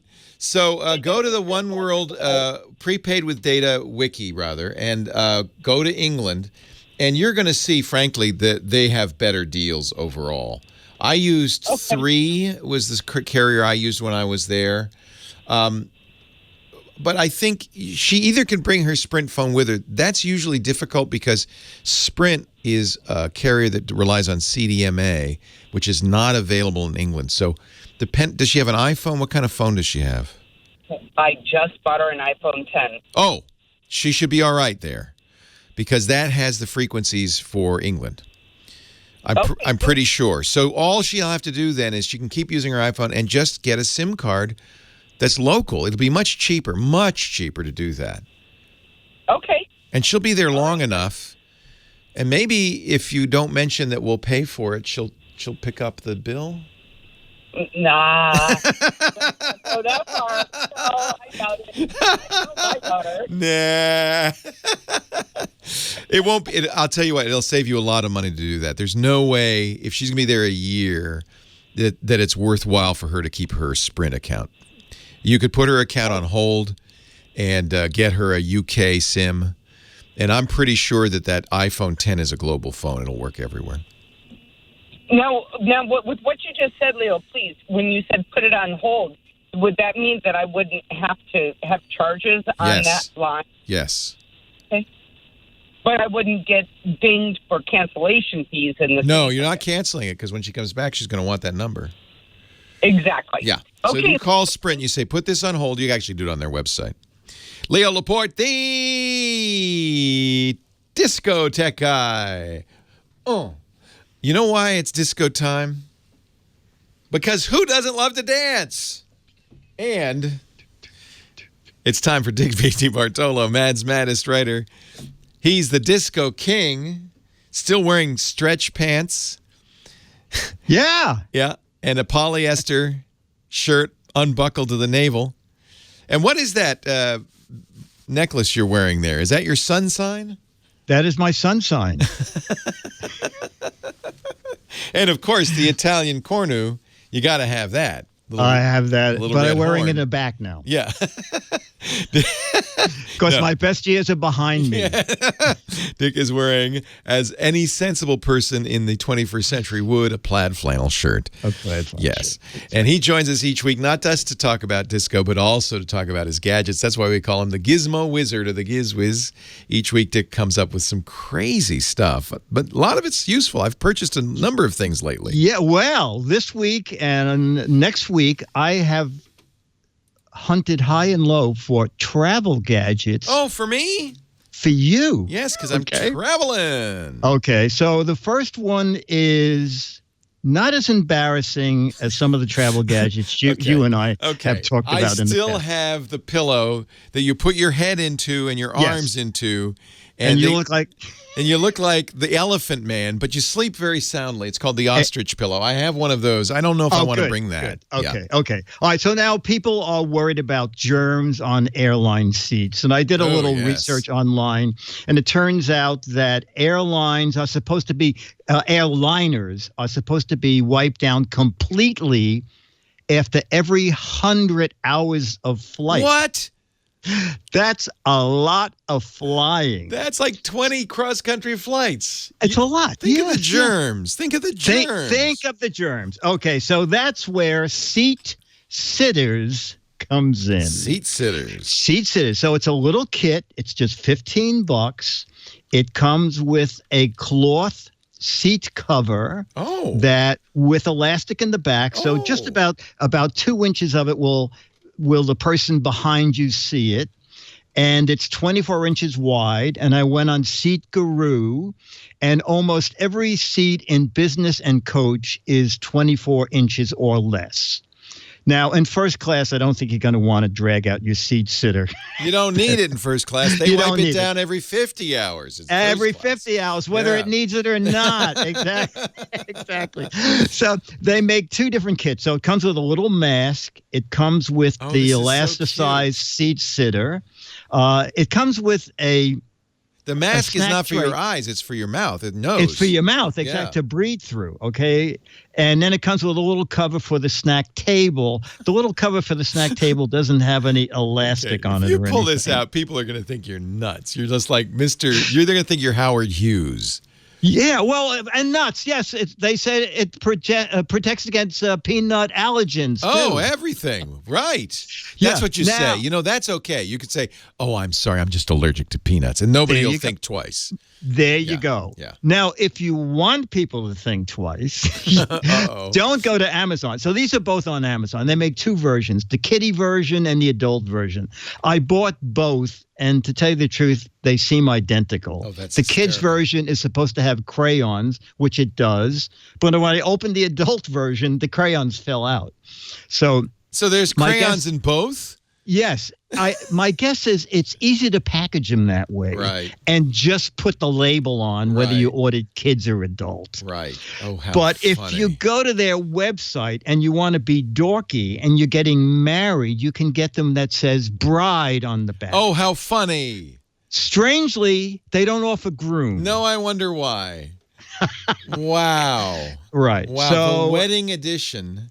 The wedding editions. But Well, now you're in. Now you're in for instead of $5. bride, they have king. Yeah, that's going to be good on an airplane. Bride and king and queen, or bride and king. Yeah, that'll really impress people. Yeah. I'm going to get Mr. and Mrs. for me and Lisa. Oh, there you go. It's going to cost you an extra $5. It'll be What? $20 just for the Mr. and Mrs. Yeah, I'm getting the kid version. If you want to spend $30, you can have whatever you want on it. Oh, I could have Leo and Lisa engraved on it. They'll really think we're nuts. That's what I ordered. Just to make brownie points. Oh man, that's hysterical. Can you reuse it? Yes, reusable, washable. Is it made of? What is it made of? You know what? Nowhere on it says 100% recyclable, non-woven fabric. That's the total description. Well, it's on like the rubber. package, on the website. No, it's a very soft kind of fabric, but there it is. You've got it. Yeah, I have some of it here. So that's what it looks like. It is cozy and comfortable and warm. I mean, they don't make any health claim out to the fact that you're putting something clean Johnny down. Jet literally takes out the Clorox wipes and wipes off every surface. But Really? you can't really For the wipe off entire the plane? Yeah, the whole plane. He goes through the thing. Well, he says, he really is. It's 100 hours. I'm wiping it down. No, he does. But this saves because you can't wipe down the cloth seats. So this is yeah. This is an easy way to do it. Is it made of fine Corinthian leather? Because No. The $1,000 version is bring your own leather seats for your own leather. Yeah, that's really interesting. Really interesting. Seat sitters, clean, healthy, fun. Yes, exactly. You find out more about it at gizwiz.biz,